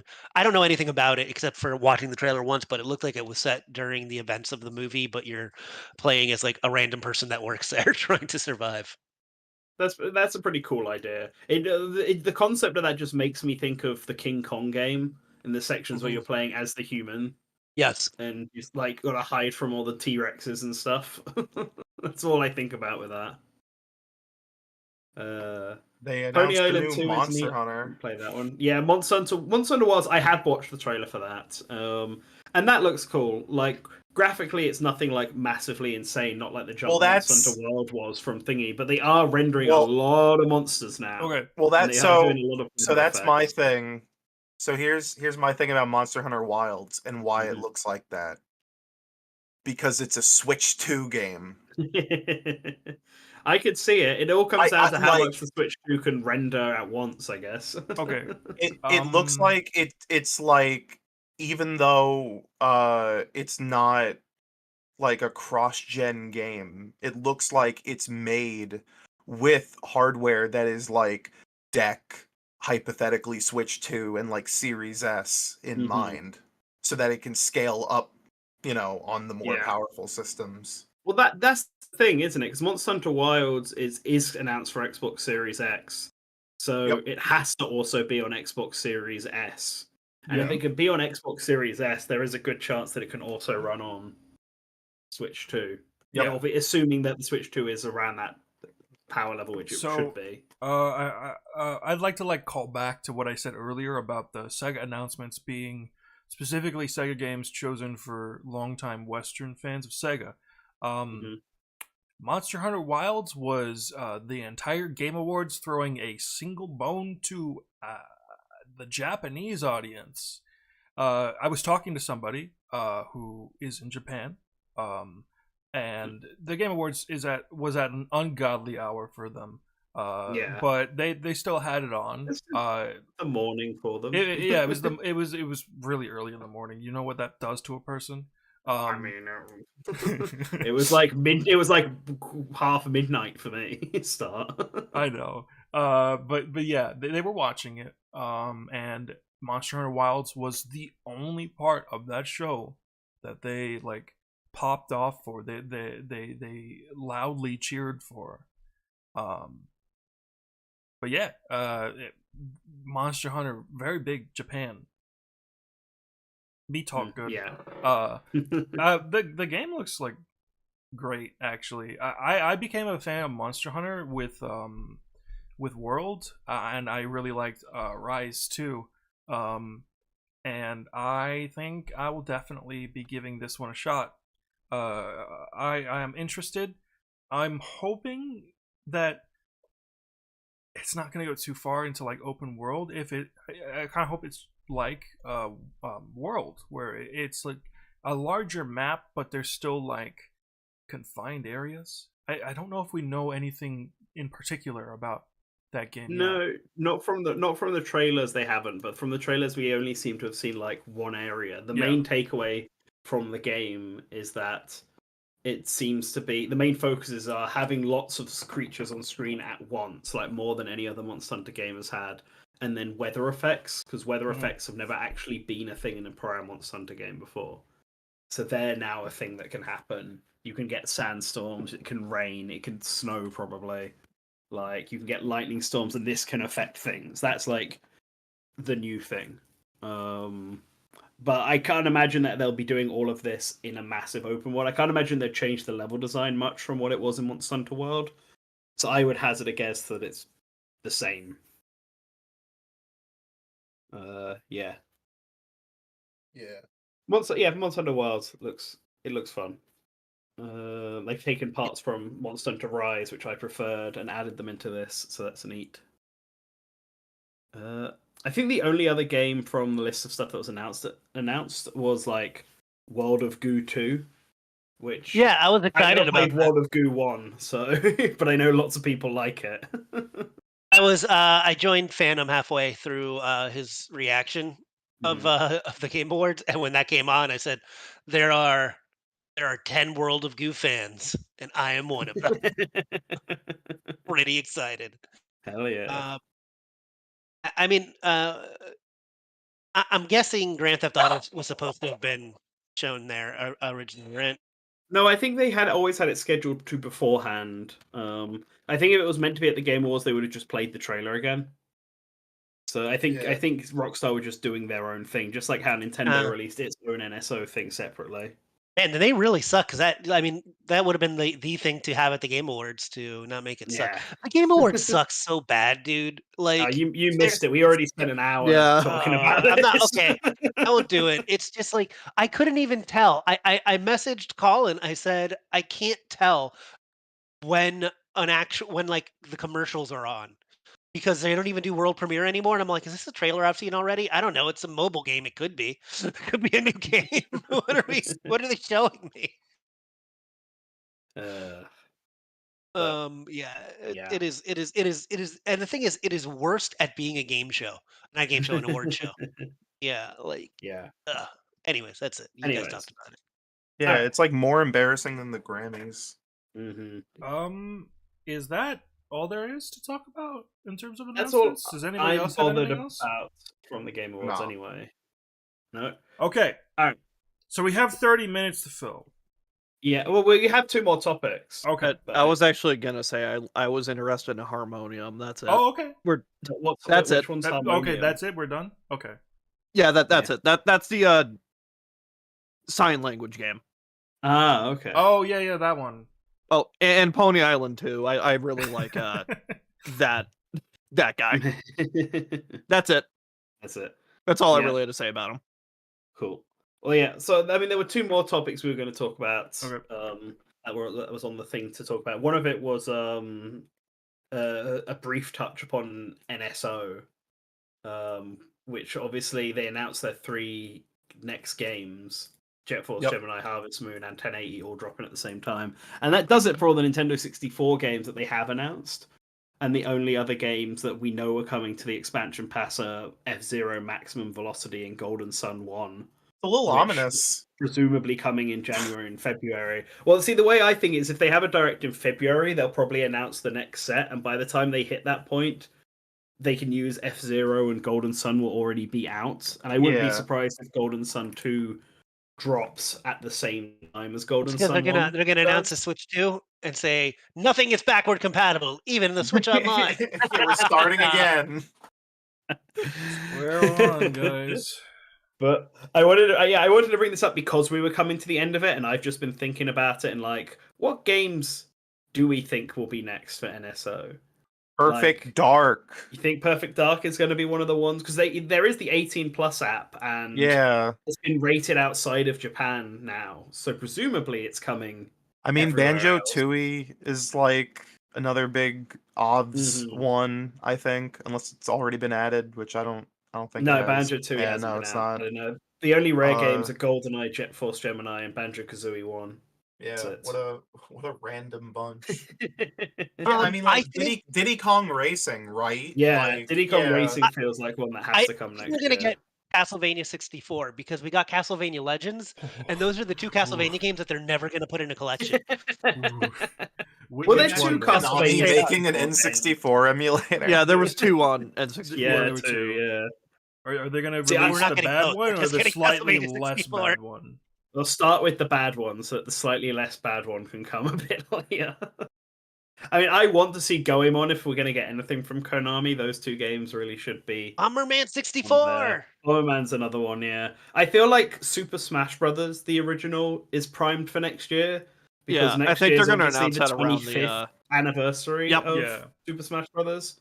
So announcing that in January on like the anniversary of the game, and maybe even dropping it there and actually having it be the January game for NSO, could be like a cool thing. It could be hope it would it's be a not way to January. celebrate it. You don't want it to be January? Yeah. Why? I It'd be the want end of another January. code So to it'd be... have the spotlight. Oh, it'd be after another code comes out. Smash Brothers came out Yeah. at the very end of January, so it'd be like in its like last few days. Yeah, I know. It's just like competing with Super Smash Brothers is a. I mean, it's an NSO title. I don't think it's gonna be that. We'll see. And I it's mean, the they original just Super like Smash they Brothers. just sneezed out GoldenEye. Yeah. They didn't even give a shit. It's like broken. I think nothing. I think it'll be fine.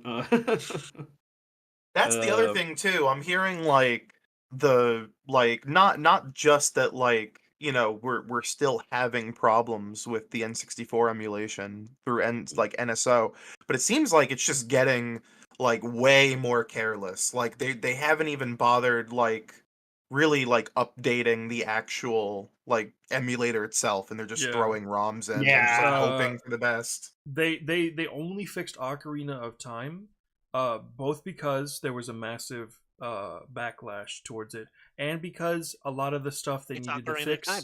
would be necessary to make Majora's Mask work too. So if both of them were utterly broken, that would have been a really bad look.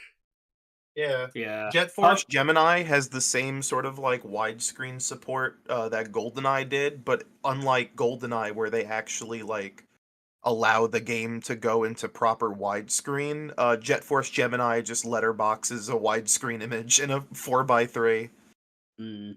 There's a ton of Game Boy Advance games that are probably like being thought of, right? I'm not even sure what we have on for GBA. Oh, or there's what's like been the atomized. entire Game Boy library we're still waiting on. Yeah, the Game Boy library is a weird one because they'll just drop those whenever. There's no Yeah, do we- consistent schedule to them. Do we Did we still get not Gator have Mario Pinball yet? Land? We don't have Mario Land 1 Nope. yet, no. Fuck. Do we have Yeah. two? Or do we have We have Yep. two. Yeah, It we have started two. with two. Interesting. They Interesting. didn't do. I mean, 2 is the better game of the two. It's like It how is the better one. Yeah, Yeah. it's just weird. Well, it's like how the Game Boy Advance NSO started with Mario Advance 4, and then we got 1, 2, and 3 just all at once in May. Putting Like, two I on think- there before one though is like releasing SNES NSO, but Donkey Kong Country 1's missing, and it's just Donkey Kong Country 2. Man, I mean, you know what? I think the difference over Super Mario Land 1 is like compared to 2. 2 is like a significantly different type of game for Super Mario Land 1. You know Yeah. what I would love, and there's absolutely like there's negative 45% chance that would ever happen, is to get some of the GBA Final Fantasy ports. Yeah. Oh, that'll never Because happen. obviously Square Enix wants to sell that as the pixel remasters and all Yeah. that. But those are, besides the soundtrack, those are I think my favorite versions of those games because of the bonus content, and they still use the original sprite work and Mhm. like that's like when I want to play like Final Fantasy 5, or 6. 6 is a little different, but I usually play the GBA versions. Mhm. Well, I think like Uh, on the Game Boy Advance front, I already mentioned the second Golden Sun game. And I think that's going to launch at this. Even though they only announced the first Golden Sun for whatever reason, they like released both Fire Emblem 6 and 7 at the same time. Presumably because they're connected, but also presumably because one of them was Japan only, so they just released both. But it I makes thought me feel like Donkey Kong- Golden Sun 1 and 2 are obviously connected. They are basically one story, so I have a feeling they'll release them both at the same time Yeah. as well. And that'll be some point in the first half of next year. yeah. I think the other one to release will be like the three. I think the 3 Donkey Kong Country games will also all be dropped at like the same time, in the same way the Super Mario Advance games were all dropped at the same time, because they're all already on SNES NSO anyway. Oh yeah, what's the big So deal? yeah, So we get a re-release of Donkey Kong Country 3 with the David Wise OST. mm-hmm. Yep, we'll get it. And I'm trying to really think of other GBA games. Drill Dozer is one that comes to mind as a potential game that they could announce for next year. I would love if they put the GBA version of Max Payne on there, like the isometric demake. Mm-hmm. So what about stuff that like Advance Wars that they made remakes of? Do they want to release No. that? Well, as well? I was thinking about this because it seems silly to release it, right? Because there's one on the Right. Switch, but also Link's they Awakening.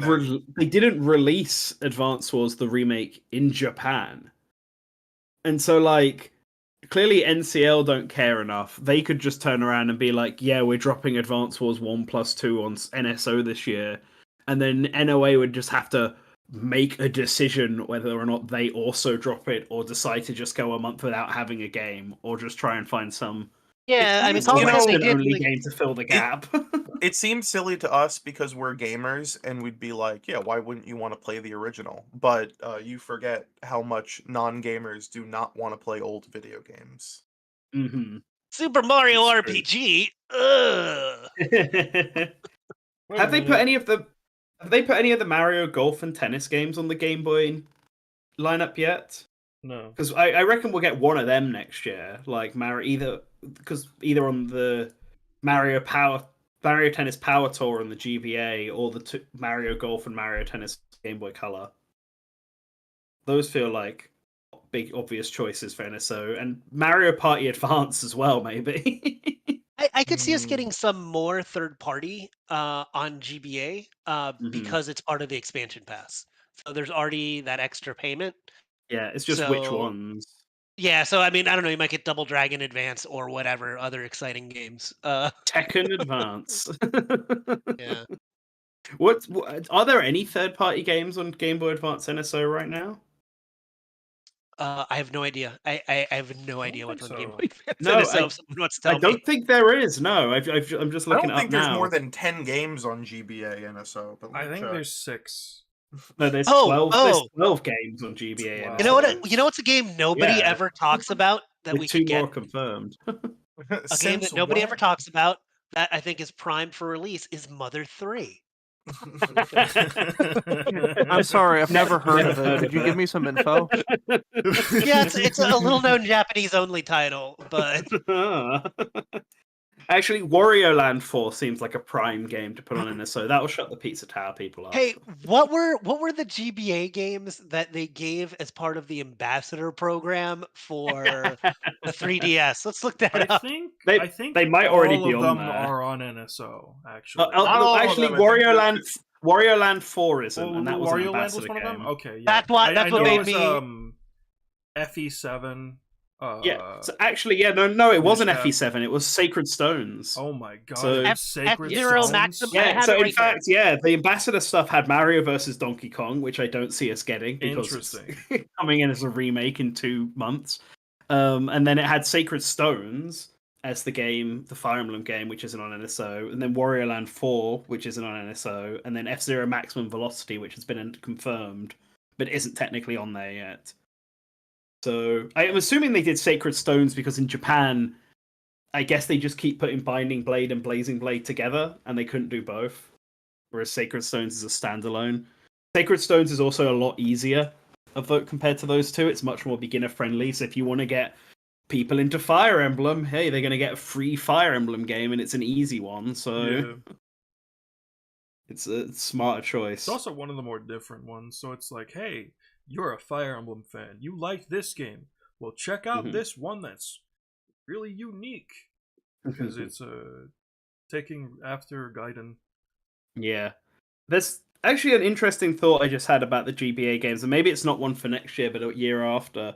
But there's actually a lot of Japan exclusive Game Boy Advance games. Yeah. Like Rhythm Heaven, of the first Rhythm Heaven. Oh god, is that Sen not and on there? Kazuko, Tomato Adventure, Magical Vacation. Well, because the GBA had like a whopping 3 years on the market in the West. But like this makes me feel like Alone in the Dark was on Game Boy. on the Game Boy. Hell yeah! And Quest for Camelot on GBC. Oh man, we should get the Gex Game Boy Color game. Oh god, it's so bad. No. Huff, when are we gonna sit down co-op NSO Alone in the Dark? Okay, but when are we finally gonna sit down and stream Kuru Rin 100%? Based. Oh, no. Do it. Oh no. Do it when Kurin Paradise drops on the Japanese NSO next year. You know how in that game you can change the length of your plane? Yeah. We had a group of 4 people. It was me, Creeks, Brian, and Slink, I think. Mhm. And we made it as small as possible and just tried to make it to the end. It was just a circle. We raced to the finish. This is Nice. Wario the Legend Erasure. Yeah, as it should be. Will we get any of the Sonic Advance games on NSO? Actually, That's a question. Because people seem to think possible. that they can't do that because of THQ or whatever, but that's been proven to not be an issue anymore. So I believe the issue would be Advance 3. Because they used Dreams Come True music without crediting or paying them. But Advance 1 and 2, that should be safe. Sonic Battle as well should be safe as well. Fingers crossed. I would love Sword of Mana. Square Enix never does anything, but Nah. that's a game that's never going to Yeah. be re-released anywhere. So I bought that a couple months ago because I was curious. I like Nice. that game. Like it's weird because it's a remake of Final Fantasy Adventure with the Final Fantasy elements taken out, and they try to make it fit more into the later Mana games. So it's not like because there's also another remake of Final Fantasy Adventure that stays closer to it, but I kind of like this one better. Anyways, what were the GBA games on Wii U? Good question. I know Drill Dozer was one of them because it's the first time it was ever released in Europe. Console So I games for bought it.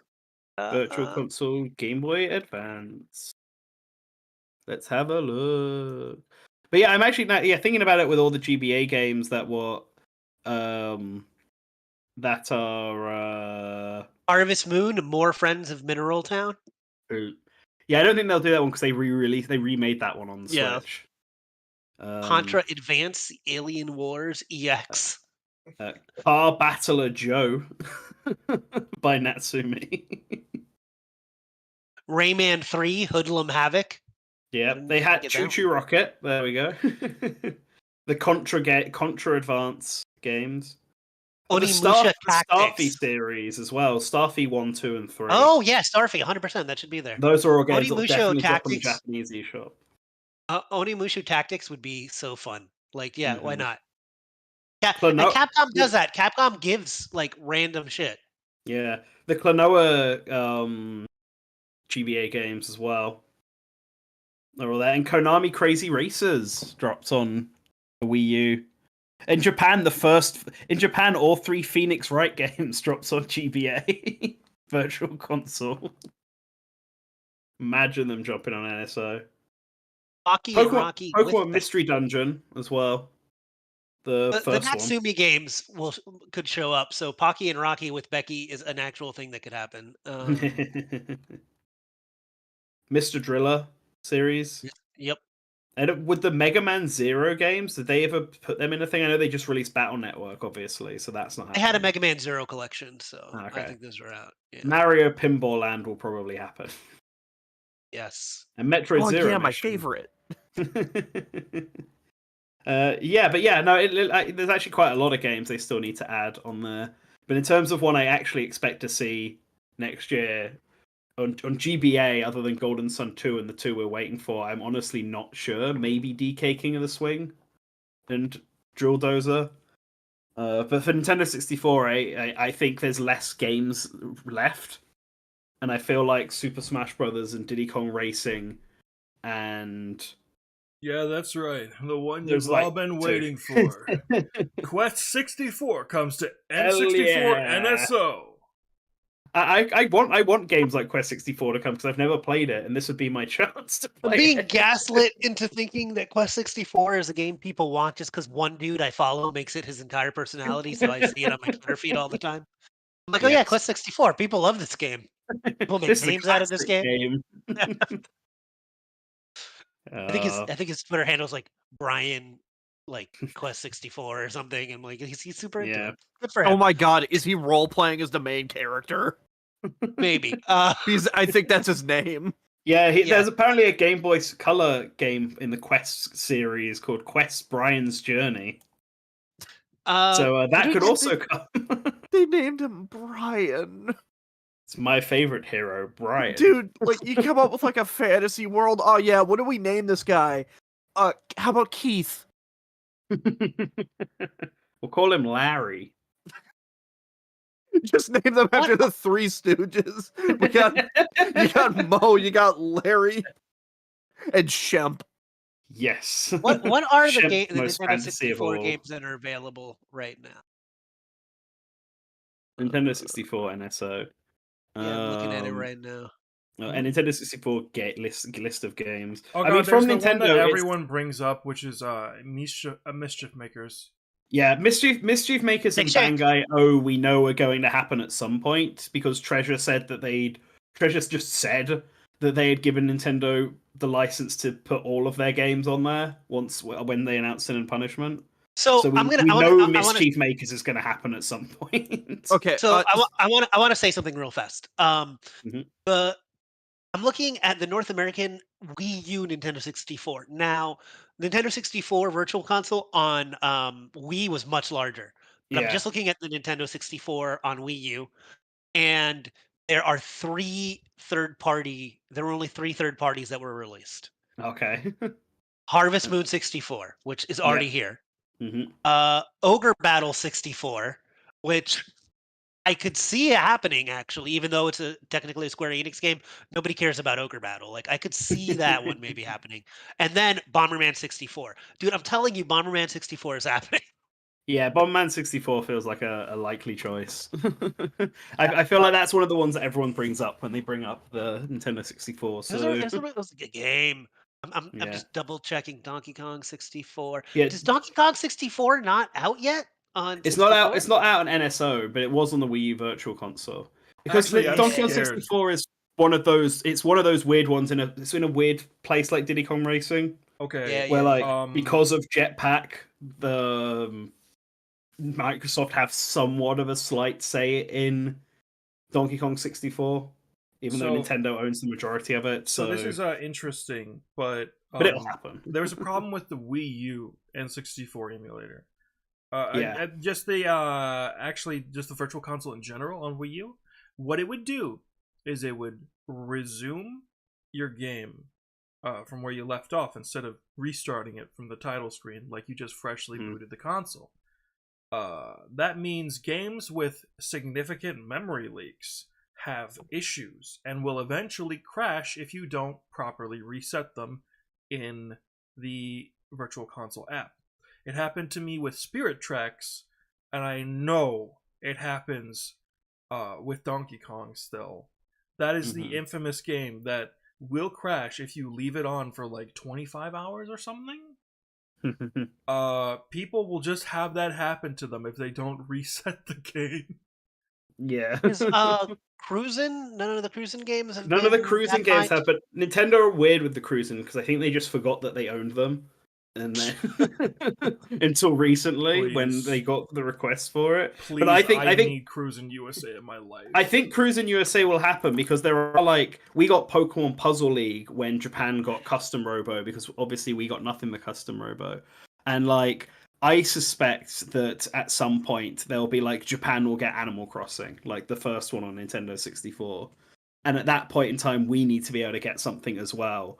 So we'll probably get something like Cruisin' instead, and there'll be like a handful of times that this happens.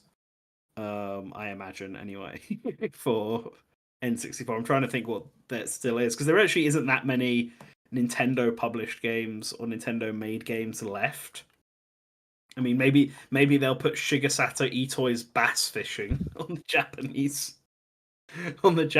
NSO side, and we'll get something cruising related instead. So, Ogre Battle 64. Like I'm looking at the North American Wii Virtual Console. I'm not Japan, and once again, there are only three third-party games. I thought they did more. Is it the same three? Bomberman, Harvest Moon, and Ogre Battle. So yes and no, because it's Ogre Battle and it's Harvest Moon, but then it's Bomberman Hero instead of Bomberman 64. Right, fair enough. Interesting. Yeah. Yeah, I think Actually, they don't even have Harvest Moon. I thought they did. Never mind. There's only two. Oof. yeah. Interesting. Interesting. I mean, I feel like that means Bomberman is like exceptionally likely to be added. I don't know. I that was the peak for Bomberman because that generation because the Saturn games are like the best classic Bomberman games, and then N64 did like so many like weird like pseudo like not spin-offs but like different takes on Bomberman. Anyways, that's just me talking about Bomberman. Yeah. Well, I think let's we did have one more topic to talk about on Good Morning Source Gaming, which was the Smash Ultimate Spirit events for next year. But I'm fine with cutting that off because we're getting close. Sure, to that's end. perfectly fine. We got We 5 can talk about minutes that here. next week. Yeah, that's what I mean. We got 5 minutes, so like, And we Yeah. might as Unless well people- start making it a thing to actually do these every week, or at least every 2 weeks. We say that Well- every time we're going to do it more regularly, and then it's like 3 months. No Well, next Good week Morning we have Source to talk Gaming. about Smash Spirit events. So Oh boy. Well, next weekend we might be doing. Next weekend we might be doing the other half of that roster stream that we didn't Yep. get to finish during the Yeah, roster stream. that would be for the nice. charity event. Yeah, Because I'm free on otherwise weekends, it's so because otherwise 2 weeks from now it's Christmas, Yeah. so we can't do it then. And then the week after that will be New Year's, and I'm not going to be around for that. So, so this will be the last Good Morning Source Gaming of this year. just because if we do the roster stream next year, we won't be able to do a Good Morning Source Gaming then. next week, you mean? Next weekend, yeah. Yes. Next Yeah. Saturday or Sunday, whatever We'll day. work it out. Hopefully, we can talk about that before it actually happens. Yes. Anyway, I want to thank everyone who donated or chatted or just spread the word about our charity stream. It's been a blast. I've really enjoyed the fact that we raised $534.28 in total.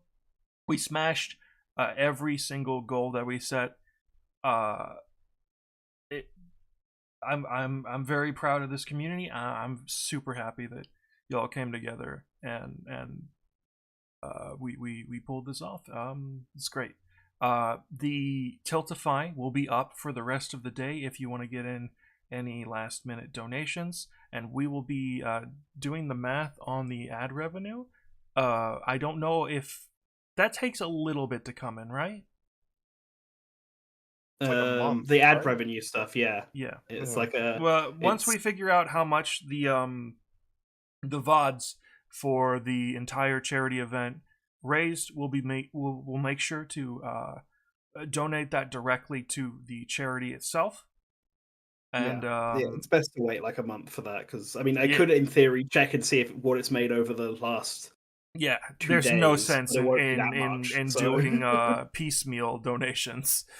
Yeah, but exactly. we- So we especially will- with that stupid copyright bullshit happening. Oh with the yeah, first that's video, right. so- If anyone's unaware, we got copyright claimed, monetization stripped from us by a bullshit re-upload of the Super Smash Bros. Ultimate menu theme from a plagiarist artist known as not plagiarist. They just uploaded the goddamn song. Yeah, they just uploaded Copyright the song and fiend. just started playing They're it. copyright Yeah. fiend. They're known as the Joystick Brothers. Mhm. Actually, can we get the link to that? I'm gonna put it in chat. If anybody wants to harass them, feel free. I don't want to say no. It's annoying, but obviously don't harass anyone. If you feel Yeah. like reporting the video, go ahead. But don't. Yeah, that's harass what I people. mean. That's I'm like- using bad language. My language centers are Yeah. off the rails right now. What I do mean is report it, and eventually YouTube will stop sending automated responses and check out one of those reports. Joystick Brothers, they just uploaded the goddamn full Smash Ultimate menu theme. It's 5 minutes long. You can find it really easily. Just type in Joystick Brothers Smash Ultimate. It'll be like the first damn thing that'll show up. Mhm. But yeah, report that if you can. It's a pain because we want to donate all of the revenue that we made to charity, and that's putting a wrench in the process.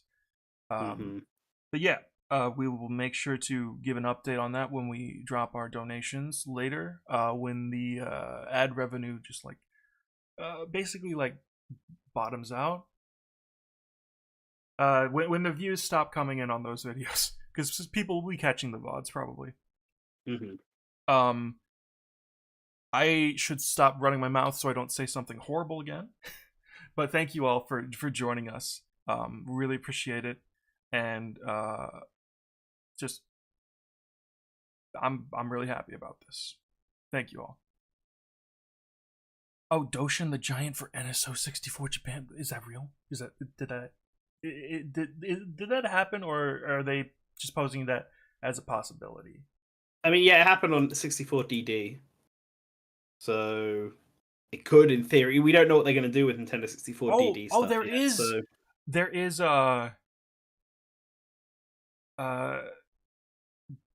DD like I mean, emulation it has, in there. Yeah, it has the emulation in there, but it also Yeah. has emulation for stuff like Transfer Pack and there's a or bunch of everything else stuff they're in not there. using. So... They're just not using it.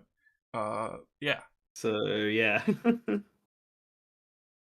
All right. Thank you all for sticking around. I'm gonna stop saying goodbye. It's like the 5th time.